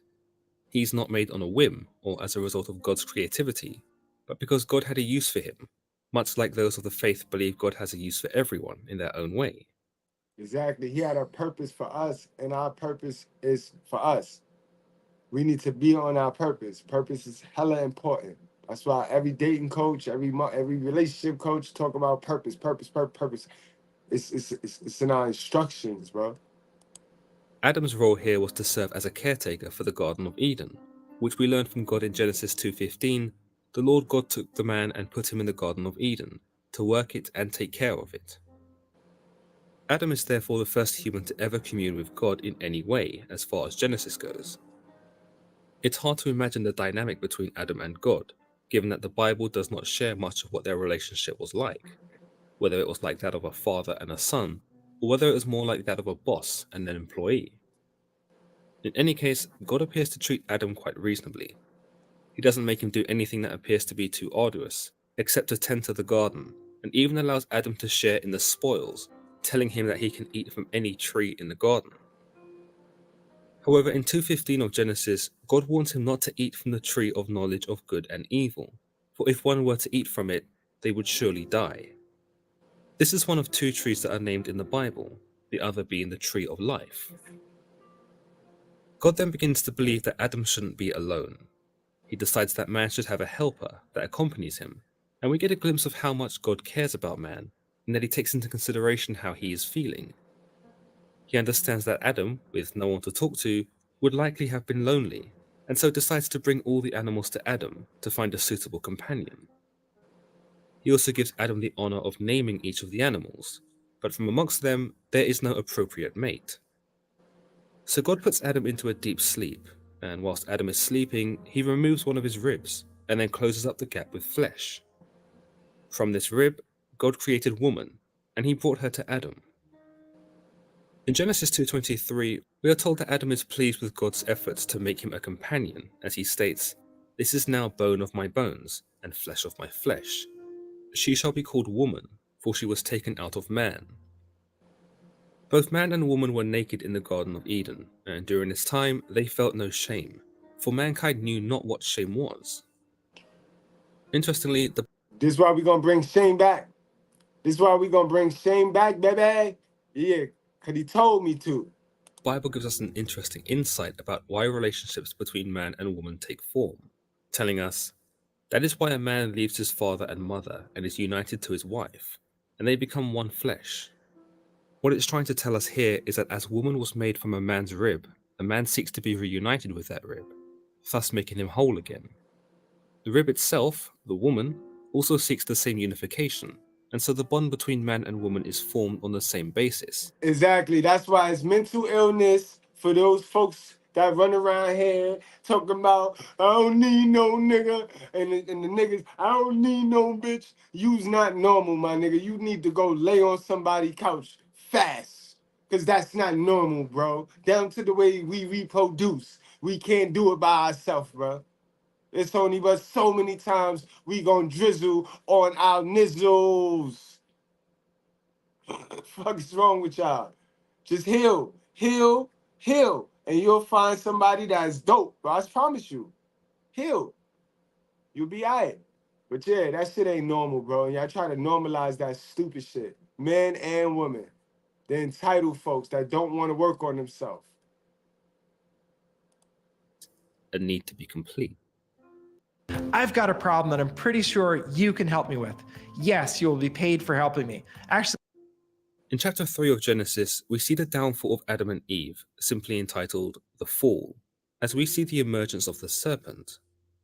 Now, whilst the serpent in this passage is referred to as the serpent only, many believe that this serpent is actually Satan, or Lucifer. Some theories on this originate from the fact that in Revelations, Lucifer takes on the form of a dragon to battle Archangel Michael and the heavenly host in a war for the heavens. A dragon being a serpentine creature might give some inkling as to why many people believe this. After all, we know that Lucifer can change forms as he does in Revelations, and seeing as he can transform into a dragon, why wouldn't he be able to transform into a snake?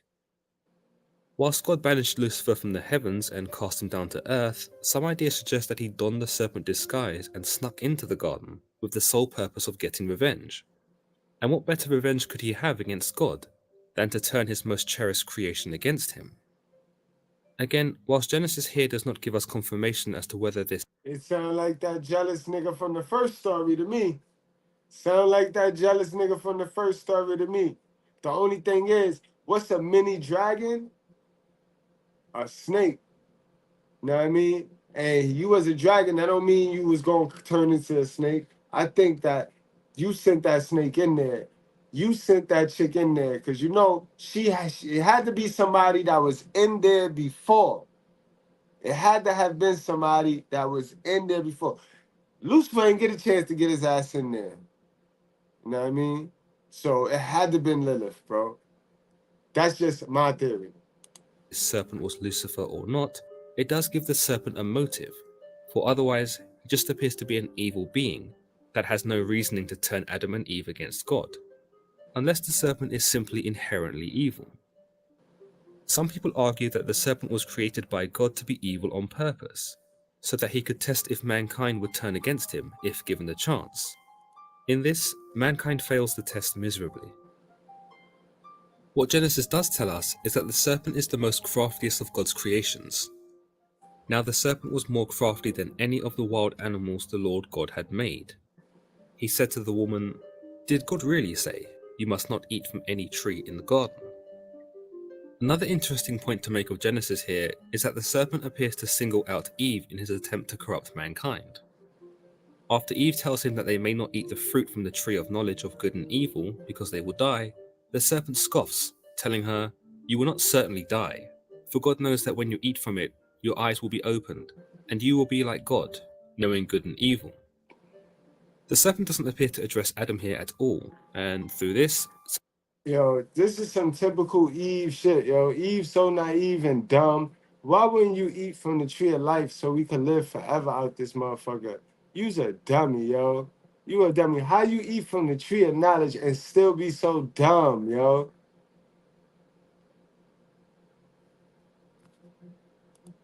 Some believe that it is Eve who facilitated the serpent's plan, for it was she who was convinced otherwise, and she who hands Adam the fruit from the tree.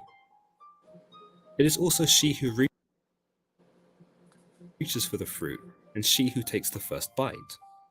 Genesis tells us, when the woman saw that the fruit of the tree was good for food, and pleasing to the eye, and also desirable for gaining wisdom, she took some, and ate it. She also gave some to her husband, who was with her, and he ate it. Then the eyes of both of them were opened, and they realized they were naked. So they sewed fig leaves together, and made coverings for themselves. Notice how Adam doesn't resist either. There is no passage in Genesis where he tries to dissuade Eve, nor any writing where we see Adam advise against this course of action. Through this, Adam is just as bad as Eve, as he is quick to join her in doing the one thing that God had warned him against. We are also told here. Now, let me stop right now. Sisters and brothers, can you admit that as a team, right, let's put all our feelings and put all that aside because we just here for the entertainment today and the infotainment, right? Can you admit at this point right here, even though together, me and our sister, we violated God, can you admit that we were still somewhat cordial with each other at this point right now in the story, right? Put a 1 in the chat. Put a 1 if you can admit that as a black woman and as a black man, we were comfortable with each other. If you're a white woman, if you know what I mean, just do the same shit, same template. But can you admit we were comfortable with each other at this point? Because you violated and I violated. I'm going somewhere with this. Because we're going to find out what happened. What's this gender war thing about? Because at this point, it ain't no gender war, right? We both fucked up and we both ate that apple, right? Put a 1 in the chat if we all can understand that we all fucked up. We all ate the apple. Bum. Fuck it. We cool though. I'm cool. Put a 1 in.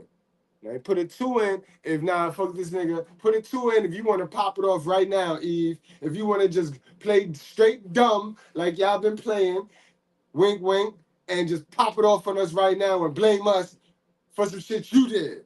Like, just let us know. Put a 2 in the chat, modern woman, because this is not the modern woman. This is a sister with sense that got tricked. You know what I mean? The modern woman she done skated off. She done slithered off. She done slithered her little snakish ass out of there after she done got naive Eve, to eat the apple. So, Eve, let me know. My sister with sense, you want to pop it off and blame us and go into your modern woman mode now? Or are we going to agree that at this point of the story, we still was cool? Because we going to be fit to take our ass whooping together, right? Right? Let's see the ass whooping. Because I think the ass whooping is what got him salty, I think. And like I tell you ladies all of the time, that you're going to have to take up with God. That is not man fault, ma'am. That is not man fault. That is not man fault. That is not man fault. Say it with me. It is not man fault. It is not man fault. That's it now. Repeat. That in eating the fruit, Adam and Eve don't die, but as the serpent had told them, they gain some form of insight in that their eyes are opened. However, their newfound wisdom, the wisdom that is the awareness of good and evil, comes at a price. As a result of eating the fruit, they both experience shame, and through this find themselves hastily sewing fig leaves together to hide their private parts. It shows the depth of how shameful the two must have felt. But despite being described here as husband and wife, they still feel mightily guilty about being naked in front of each other. Another interesting thing to take note of is that the serpent knew Adam and Eve wouldn't die as a result of eating the fruit from the tree of knowledge. And I let you know that that first wife of ours, she was busting them fruits down, bro. She was busting them fruits down. That's them feminist women. Them bitches is too smart. She done ate so much of them fruits from that tree of knowledge that she's smart, too smart for her own good, that she's starting to make mistakes now. You know what I mean? She was sold that if she'd go out there and accumulate everything that a man is supposed to accumulate first before the man, that a man gonna praise her and put her on his pedestal. That's what feminism sold the black woman on. Because there was no reason for them to feel they needed to help the white woman if the white woman felt that they were struggling, they were suffering. You know what I mean? Like, I don't understand. What did you get out of gaining the right to vote when you were in the crib under the protection of a man? So, you know what I mean? Two people don't need two votes. You know what I mean? A couple don't need two votes, right? We only need one vote. A couple don't need, you know what I mean? Because if you want to vote for this person and I want to vote for this person, then we need to sit down at the table and be like, yo, son, what works for us? We need to find out what really worked for us so that we could be on the same page. You know what I mean? This is why I say you got to fuck with like-minded individuals. You got to stop fucking with poverty-minded individuals. Because if you mess with poverty-stricken folks, they're going to always vote Democratic. And sometimes you're going to need to vote Republican because the laws and the changes will be in our favor.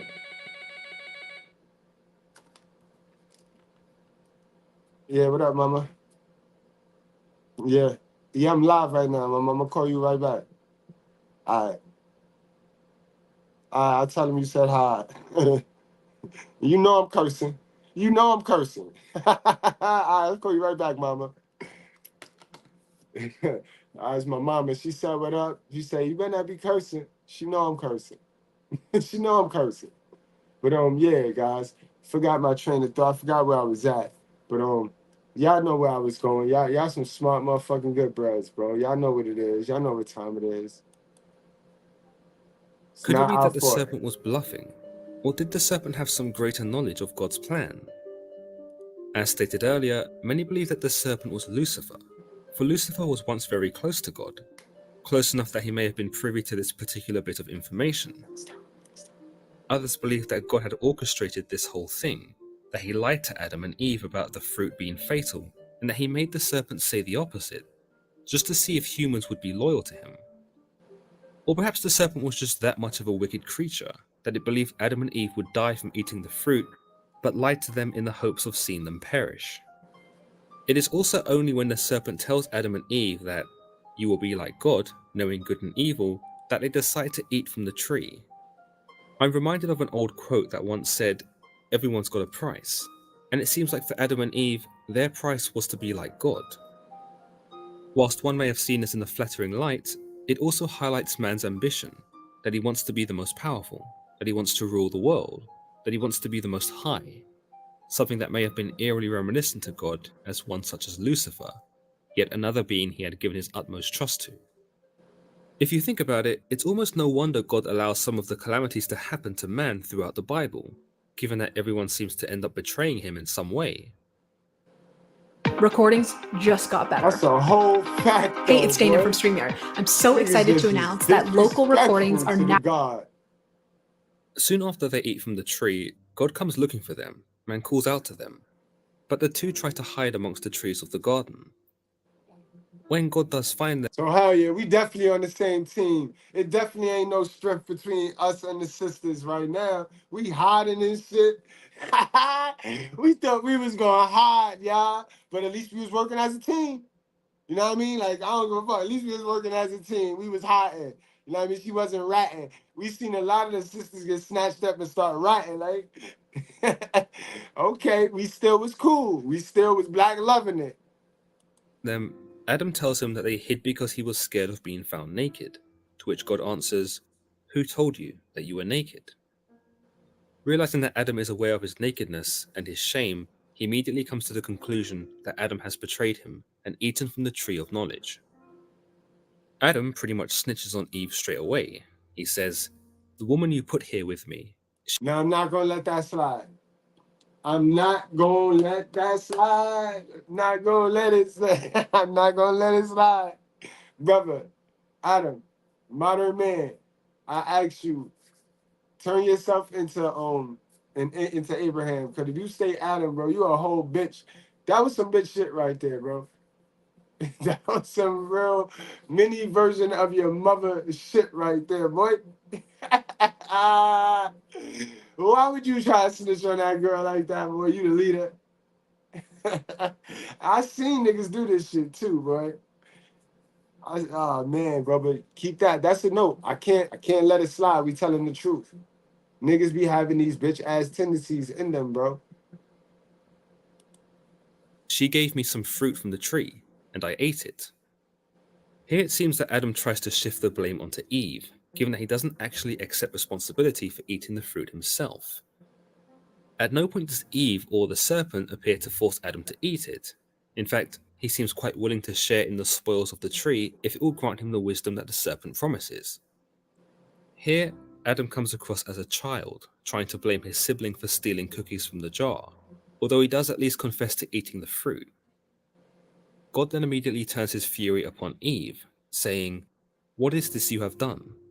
To which Eve replies, "The serpent deceived me, and I ate." Eve's reply is a little bit more honest than Adam's. You know these women is bold, bro. You know female nature, bold as a motherfucker. I'm surprised the first one ran from them and ain't try to strike, ain't try to strife with God. I'm surprised she ran.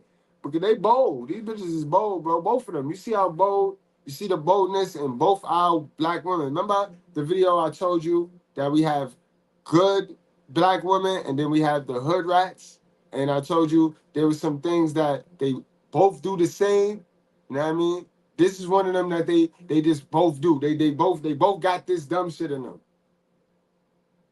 But they just bold. They just bold. Bold with no information. For she seems to be a bit more concise in her response, simply telling God, "Yes, I was deceived, and yes, I ate the fruit." Unlike Adam, she doesn't try to throw her spouse under the bus, and appears to take responsibility for her actions, telling God exactly that which happened. God then turns to the serpent and tells him, "Because you have done this, cursed you are above all livestock and all wild animals. You will crawl on your belly, and you will eat dust all the days of your life. And I will put enmity between you and the woman, and between your offspring and hers. He will crush your head, and you will strike his heel." Here we learn that the serpent becomes the most cursed of all animals for having deceived Adam and Eve into sinning. God appears here to detest the animal, but whilst he doesn't destroy snakes for the serpent's meddling, he does curse the animal to crawl on its belly and to eat dust for the rest of its days. He also establishes a wedge between man and serpents, saying that man will be there to crush the head of snakes, and snakes will be there to strike the heel of man. In this, the two can never truly coexist, and through this, both man and snakes become mortal enemies that will never quite see eye to eye. To Eve, God punishes her by saying, "I will make your pains in childbearing very severe. With painful labor you will give birth to children. Your desire will be for your husband, and he will rule over you." Bingo. There you go right there, y'all. We get in the live right now. That is the part that even the good women have a problem with. Because in this punishment right here, don't nothing in this punishment say, come down here and then oblige with feminism. Because feminism tells them the opposite of this. Feminism tell them don't care about the family, get rid of the family. So there goes that childbirth bearing shit. You know what I mean? Feminism teaches them to work their ass off, which builds their masculinity, while God tells them to be feminine and help a man. Feminism tells them to outwork a man, when God created them not designed for long periods of hardship. So they only outworking themselves. But that's it right there. That's it right there. That part right there. We can stop the live. We can all go home. That part right there. And that's not man for it. That's not man for it. Not only did you eat the apple, you took your account, you stood up there like an OG in front of God and took your accountability. So I salute you for that, sis. I'm not one of these dumb niggas running around here forgetting there's a Lilith. I know that you're more accountable than the simp. I know you more accountable than the simp nigga. Is that nigga a lie? That nigga gonna throw you under the bus. But that don't give you the walk. That don't give you the pass to come down here and be dumb now. But that's what you did. Saying that man will be there to crush the head of snakes, and snakes will be there to strike the heel of man. In this, the two can never truly coexist, and through this, both man and snakes become mortal enemies that will never quite see eye to eye. To Eve, God punishes her by saying, "I will make your pains in childbearing very severe. With painful labor you will give birth to children. Your desire will be for your husband, and he will rule over you." Here we of course learn that due to Eve's betrayal, childbirth becomes an utter ordeal. It certainly seems like an extreme punishment for having been deceived by the serpent, in that all women who follow after Eve now have to experience perhaps the greatest pain on earth in order to reproduce. Both the serpent and Adam get off relatively easy compared to Eve, whereby the serpent is cursed to merely crawl on its stomach, and that Adam is cursed to have to work for his own food. Eve is also punished in that her desires as a human are taken away from her, and she is then forced to be ruled by Adam. So, you mean to tell me that's why y'all mad at us, sis? That's why y'all down here blaming man? You down here blaming man because your punishment is to be ruled by us. But on top of you not wanting to do that, you going to take the enemy. Remember, the good versus the bad. You know what I mean? It's good versus the bad. The good said this. All y'all that put a 1 in the chat. Remember, I told you I was going somewhere with this. All y'all women that put a 1 in the chat. Let's talk about it. Because this punishment for women, and like I said, guys, I'm not forcing nothing on you, no beliefs on you, because you already know, stay out of a relationship. If you don't want to be submissive to a man and play the game the right way, just don't fuck with niggas. Same thing, I teach my niggas not to fuck with y'all. So you ain't got to be mad at me. I don't not teach my niggas how to make y'all single mothers or anything. I teach my men how to leave y'all the fuck alone, bro. Word up. Same shit y'all be telling them. You know what I mean? I'm doing y'all a favor. You know what I'm talking about? But word. The punishment is one. The punishment is one. Being, you know what I mean? I will make your pains in childbearing very severe. With painful labor, you will give birth to children. Your desire will be for your man, your husband, and he will rule over you. You heard that, right? And let's not play dumb. You let him hit it raw. That's your husband, man. We're not gonna play dumb. You let him hit it raw. That's your husband.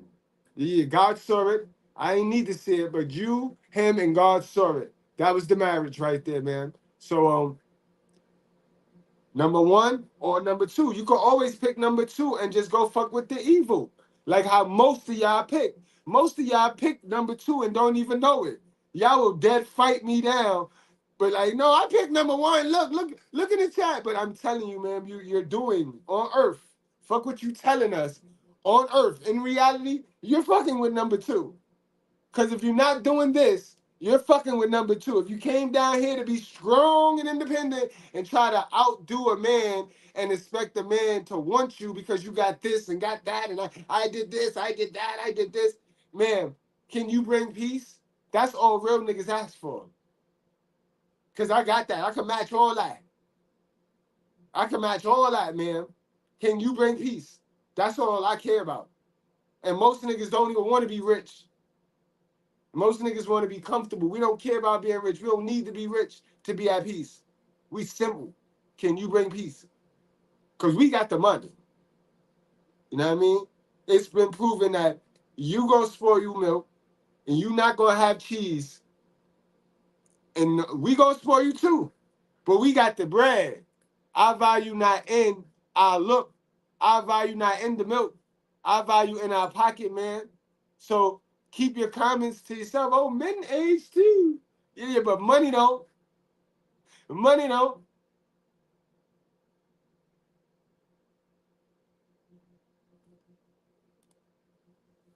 So not only does Eve receive the utmost agony in giving birth, but she's also pretty much denounced as a slave for Adam. You might say that the magnitude of each punishment is attributed to the times in which the Bible was written, a time where women were subservient and considered lesser.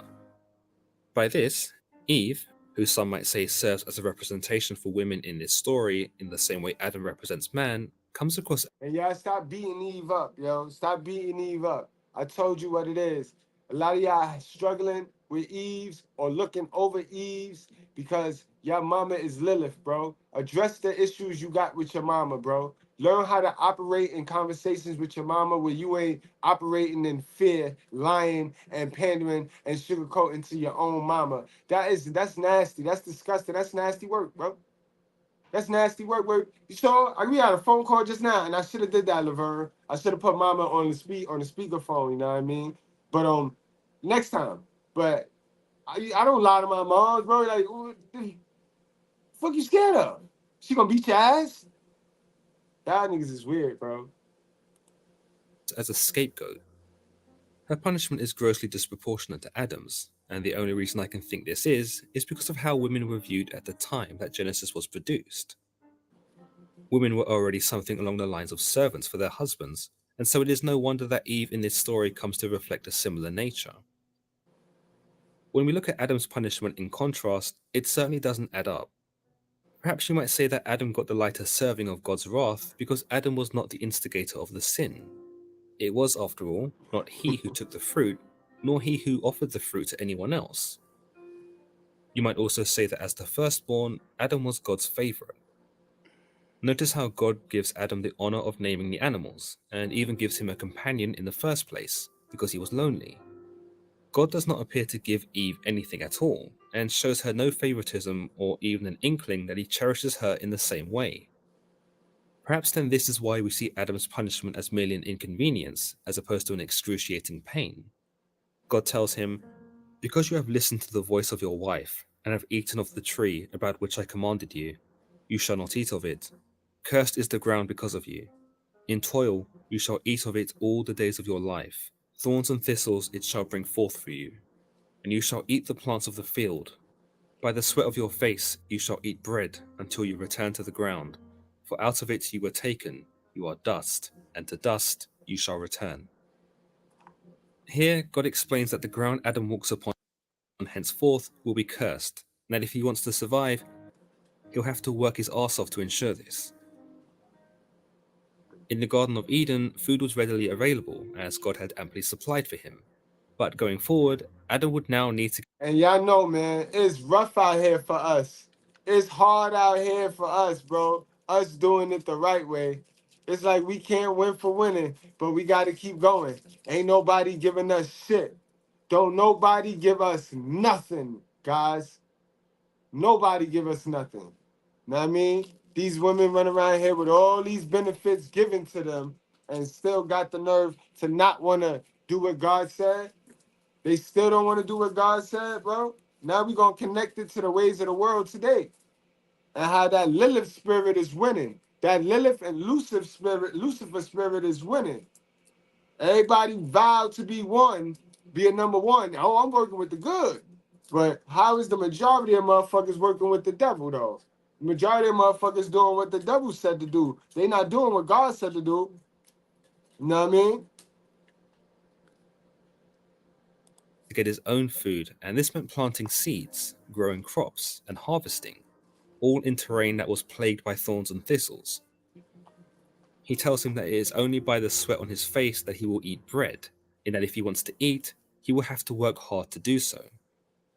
Basically, he tells Adam that he's on his own now, and that all the benefits of getting a free meal and the comforts that came with it are now forfeit. There's also an implication here that Adam will surely die, where he might have lived forever in God's garden, for God tells him that he is dust, and to dust he shall return. Not only is Adam stripped... So remember, if you down here trying to do the least, you're not gonna get no favor, yo. You're not gonna get no blessing, bro. You got to be down here doing, as they say, the most. You got to be. Remember, this go back to the beginning. Create. You gotta create something. You gotta plant seeds. You gotta water it. You gotta cure it. You gotta let it. You gotta be patient. It's not gonna be an instant gratification thing.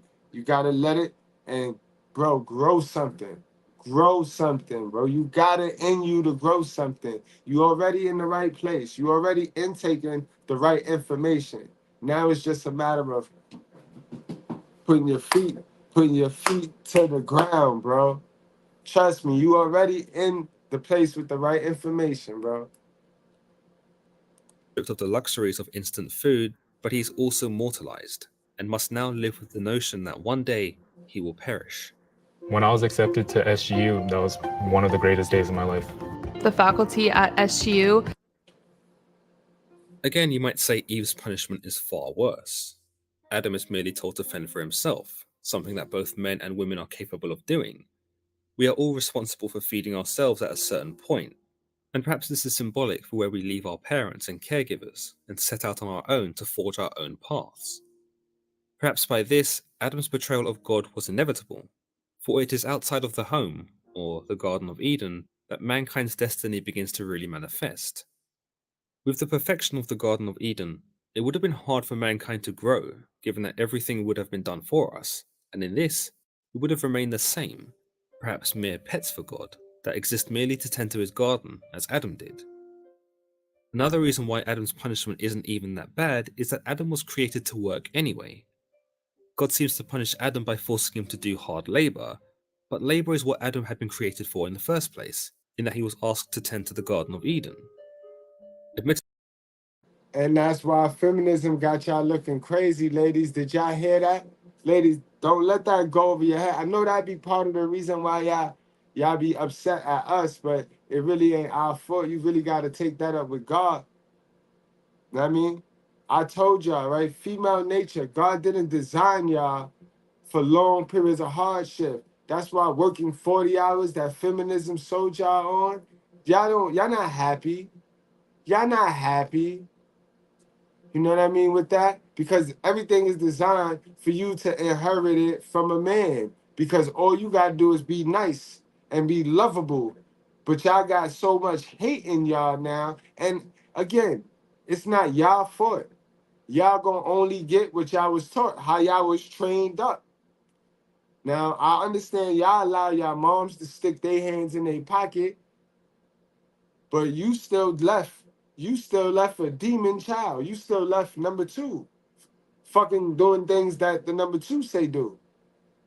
You gotta fix that. Nobody coming to fix that. And the longer you stay that, the worse it's gonna be. The more karma you gonna accumulate. And when he spin the block to collect, you're gonna be fighting demons. Some of y'all are fighting demons, and y'all try to say it's somebody else's fault. Oh, no, it's your choices and your decisions. Now eat those consequences. And that go for men and women, bro. Admittedly, this task was far less strenuous than, say, raising crops on a cursed land, but it is still within Adam's ability to survive in these conditions. He isn't subjected to the harshities of childbirth, and isn't forced to compromise his independence by becoming ruled by another, but instead is forced to work a little harder. In a way, God gives Adam an opportunity to become better than he was before. Whilst we've spoken about the fallibilities of Adam and Eve in that they were both led astray, are we being too harsh on them? Many of us often criticize Adam and Eve for being tempted so easily, but is it entirely their fault? If you think about it, God made Adam and Eve without the understanding of good and evil, and so when they met the serpent, they probably weren't able to decipher that the serpent was of an evil nature. They would not have found foreboding in his words, and would most likely not have been suspicious of him, for they knew not of evil. Through this, the serpent's words were as neutral as perhaps God's were to Adam and Eve, and so it's possible that whilst they ate the fruit, they did not do so out of ambition to be like God, but merely because they didn't see anything wrong with it. Whilst God does specifically tell them not to eat from the tree, I guess we have to cut them some slack, given that Adam and Eve would have had the innocence and gullibleness of children. You can't get mad at a child if they were to make such a mistake, because the child has never had that experience before. The child has not become wary of the dangers around him, and the child is dependent on the advice and intentions of the adults around him, regardless of their character. That's a message right there, because these women swear that they know they didn't raise these kids right. First of all, they know they alienated the father or found a way to make it where they got to have the kid with them at all costs so they could benefit. They know they did that. Yet they scream men don't want to take care of their kids or some dumb shit. You know what I mean? Just because a nigga don't want to do exactly what she want him to do, a nigga be a deadbeat. You know what I mean? They'll find any reason to work with number two in our community. It is through this that we can view the story of Adam and Eve as a story of growth, in that we all make mistakes, and we all endure the punishments of those mistakes in an effort to learn from them. Notice that Adam and Eve go on to live righteous lives after their folly, because like us, they learn what they have done is wrong, and are able to make amends and become better for it. Perhaps if God had given them a second chance, they might very well have kept away from the tree with more effort. Although, you might also understand that God boots Adam and Eve from the garden out of caution, because he no longer trusts them. Furthermore, he expels them from paradise because he knows they now have the knowledge of good and evil, and isn't sure which path Adam and Eve intend to take. Notice he says in Genesis 3:22, "See, the man has become like one of us, knowing good and evil," furthermore establishing that man has become something new, something that is capable of making its own decisions and deciding its own fate. God is also weary that now man knows he can gain more by eating the forbidden fruit, he might be tempted to do so again, only this time from another tree, the tree of life. God tells us, "And now he might reach out of his hand and take also from the tree of life, and eat, and live forever."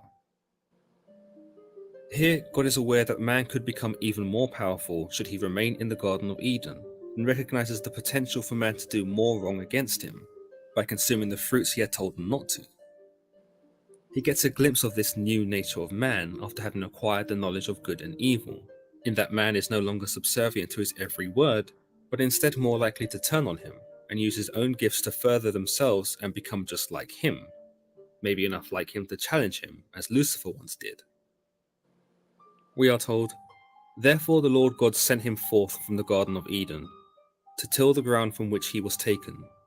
He drove out the man, and at the east of the Garden of Eden he placed a cherubim, and a sword flaming and turning to guard the way of the tree of life." Here we see Adam and Eve banished from the Garden of Eden, and that God isn't taking any chances with them getting back in. He even employs a cherubim, an angelic attendant of God, to stand guard with a flaming sword, so as to ward man away should he ever work his way back to paradise in search of the tree of life and its fruit.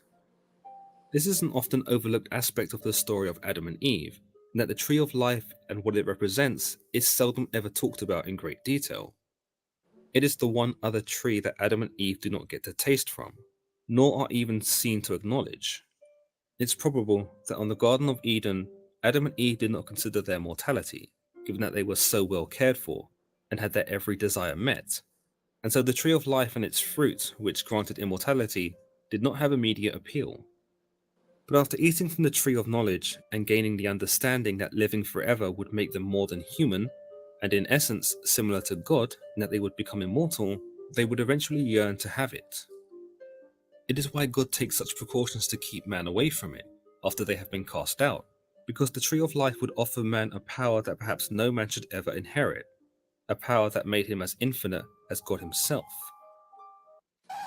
Were you recently injured in a car accident?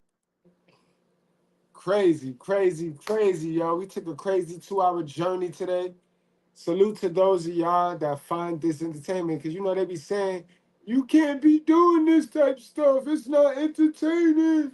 People don't like it. They be thinking y'all stupid, bro. But we not. They got a lot of people tricked out here, bro. They got a lot of people tricked. They got a lot of people thinking that black folks don't want information. Black folks just want to be entertained, y'all. Y'all know how I feel about them, right? They got had them tricked. What you need to do is stop playing. You might have all these crusty, dusty musties tricked, but you ain't tricking us. You ain't tricking us. We gonna get to the truth. We gonna get to the information, y'all. Salute to y'all. Man, let's get some shout outs, man. No doubt, man. Salute to you, man. Salute to you, man, for tuning in and supporting the channel, y'all. Y'all already know. Let's wrap this thing on up, man. Let me get some shout outs.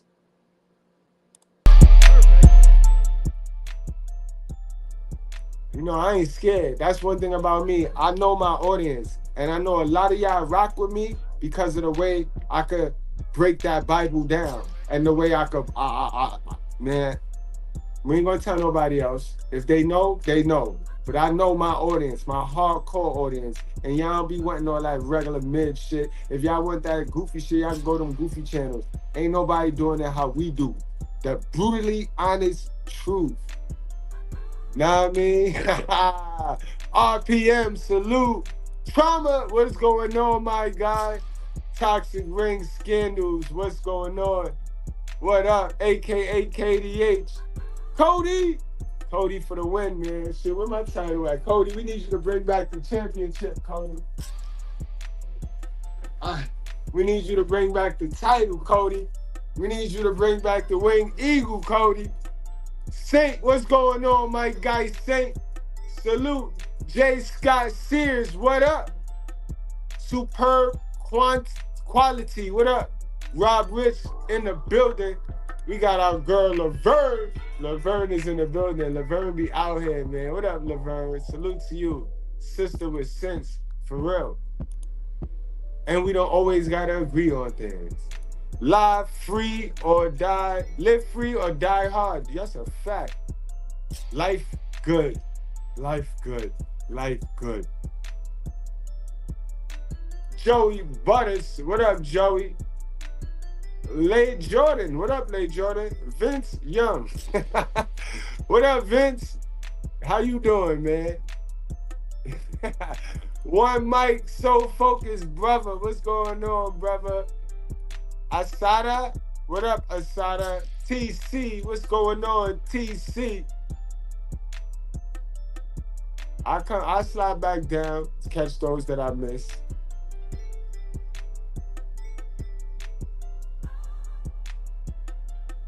Ophelia Day, salute to you, sis. Oesio, what up? I hope I said that right. Anna A, what up, Anna A? I saw you. Where the fuck you at? Anna A, what up? T, what up, TD? What's going on, girl? What's that peanut butter puff? Peanut butter puff, what up? Simon, what up, Simon? Mr. Moto Shark, what up? Timothy Tucker, salute, bro. Malik, what up? Armando Benitez, what up, man? Harakma. What up, man? Miss Lolita Gore, how you feeling, my sister? Joe Evans, what up? Arik McGay, what up?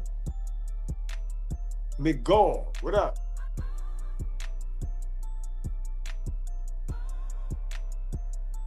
Colby Freeman, what up? Yapaya, what up, Yapaya? Peter.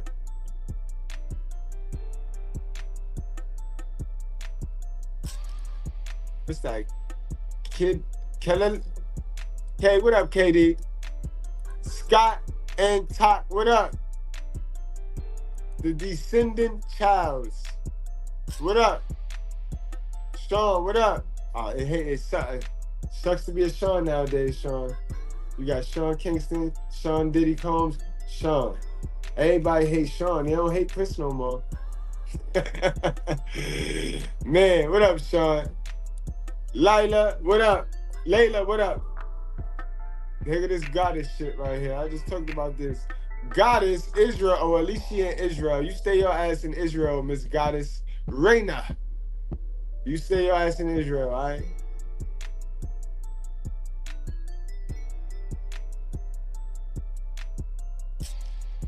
What version of the Bible do you read? I read all of them except for the KJV.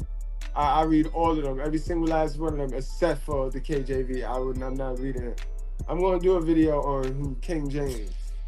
I'm going to do a video on Mr. King James and teach y'all about Mr. King James. And then y'all going to stop sounding stupid. Y'all. I don't know who y'all saw or who y'all be following that King James, y'all always running with that King James shit out y'all mouth, yo. Stop following people, bro. The people y'all follow be having y'all look like assholes, because who taught the people that y'all follow what they know? Who taught the people that y'all be putting y'all all in? Who taught them what they know? Huh? Y'all better stop listening to these fools, bro, because they got money or because they got something materialistic that you praise. So because they got it and you can't get it, you be thinking they the Bible and something. Stop playing with me. Y'all better stop following these dumb niggas, bro. Now, I mean, you get the Bible that you could read. You get the Bible that you could comprehend, bro. Don't go getting something because you heard somebody else say it and you can't even read it, so then you don't even read it. Then you get around them and you act like you know what they talking about, and they sitting there lying. They be lying because they don't know what they talking about. You know what I mean? Word, y'all. Niggas is dumb. Life is good. I can say that shit 100 times. Kevin Johnson, what up? KJ, man, used to be a great basketball player, yo. That was a great basketball player named KJ. Played for the Phoenix Suns. Al Stacks, what up? Mr. Luckmore, what up, man? Hayes Vision, what up? Randy Nance, what up? RPM, my God. Isaac Baxter, what up? Laverne, what up? Oh, we had Claudio S. Claudio S look familiar, yo. She like a mixture of Cardi B and Linda. Y'all remember Linda? Linda, is that you, Linda? Linda. Only Linda spam like that. Salute to Linda if you're watching on the playback. Josh Stone, what up? The Bell 5000 in the building. Chills, what up, Chills? Chills. Yo, we was lit like that in this shit. Yo, bro, it look like I'm gonna be scrolling forever, bro. Yo, come on, y'all. Goddamn, Evans. Descendant of Jacob. What's going on, descendant of Jacob? As long as you ain't Esau, I'll fuck with you. Now, I don't fuck with the Esau's, right? Because they be telling me that, they be trying to tell us that Esau the white man when the Bible for black people. The Bible about black people. Everybody in the Bible black, right? The God black, the devil black, Esau black, Adam black, you know what I mean? Eve black, Lilith black, right? Cain black, Abel black, Esau black, right? Right? Right? We don't get to be selective, right? We don't get to be cherry pickish, right? Y'all niggas is dumb, y'all. Niggas is dumb, y'all. I can't fuck with y'all. Y'all niggas is stupid. Uncle Jackie, what up? So manipulated, yo. Y'all niggas, y'all dusty niggas be so manipulated. Yo, Ricardo Float, what is going on, my God? Ken Hannon, what up, man? Salute. Uncle Jackie in the building. The Hearts Journal 101. Salute, mama. Jehovah's, what up? KCOW, what up, man? What in the loudmouth black yapping about? Oh, man. Oh, man. We lost a good one. Hope God with him. Let's see who I missed. Jason.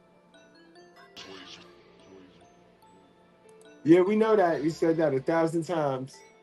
Jason, salute to you, my guy. Precious Right, what's up? Yep, I agree with that. They ain't build that temple. Niggas better build that temple and stop worrying about what the white man doing. White man ain't think about you. You better build God's temple, brother Israelites. Better build that temple. Call me Hagar. Know what I'm talking about? All right, y'all, we out of here, man. It's enough fucking with y'all. I'll see y'all later. I'll be back later, though. I got some shit. I got some ratchet shit. I had to get the education out the way because I've been slipping. I've been acting cute. I've been acting fancy. We ain't been doing no reading. We had to get back to the basics. I had to remind y'all. Allow me to reintroduce myself. My name Bible God. But all right, y'all. I fuck with y'all hard. I love y'all. I'll see y'all later, man. And that's important. We've created a society where we I'm up early because I got to get out here on this goddamn excavator, that I rented. I got to get my money's worth. And it's so hot yesterday. I've been up since 6:30, but I said I walked the dog, all that good stuff. And then I said, dang, if I get out here on this excavator, I ain't gonna get off. So let me do a YouTube real quick, then I'll go because I'm gonna be gone. But like Ticket TV said, man, people got to understand we living in a day and time where everybody tries to get offended by everything so they don't have the conversations. Whether you like it or not, some of the stuff this man is saying is very true. And getting him off the internet or cutting him off in America is not going to help. We still going to feel the same way. We just going to be in the barbershop talking about it. So the things that he's saying, he has the kahunas to say, and most men get kicked in the ass by company policy. So they can't say what he's saying. But ladies, some of the stuff he's saying is true. I'm a man who's made over 6 figures since I've been 18 years old. And I'm telling you, I can do good or bad all by myself, making that type of money. So I've always looked at a woman like, what do you bring to the table? Everybody got an ass. Everybody got WAP. Yeah, it's a lot of WAP. And it's a lot of goddamn everything. So me making the type of money I made since 18 years old, what do you bring to the table other than that WAP and that all that other shit? Because I could stay single and get 3-4 WAPs at a time. I got a big old house. So yeah, you got to think about it. All that extra pumped up shit they tell you in the news, it really don't play out like that in the streets. I'm just saying, it really don't. So, and I think you ladies know that, and that's why it's so much hatred towards this brother, because he's like that father that tells a daughter the truth and she don't want to hear that shit. She's scruffing with him the whole time. And then a couple years later, because, in her mind, she know everything. Every young boy ain't like you, Dad. That's what she think. Until, goddamn, she go out here in the street and get hurt a little bit a few times. Then it's wounded warrior coming back to daddy. And daddy just, okay, I told you, little ass. And some of you women and some of you little girls set out to prove them wrong. And it ain't going to work in your favor. I'm going to just tell you. Maybe one or two of you slip through the cracks out of the hundreds. But boy, look at here. It ain't, the numbers say he right. And that's why so many people mad.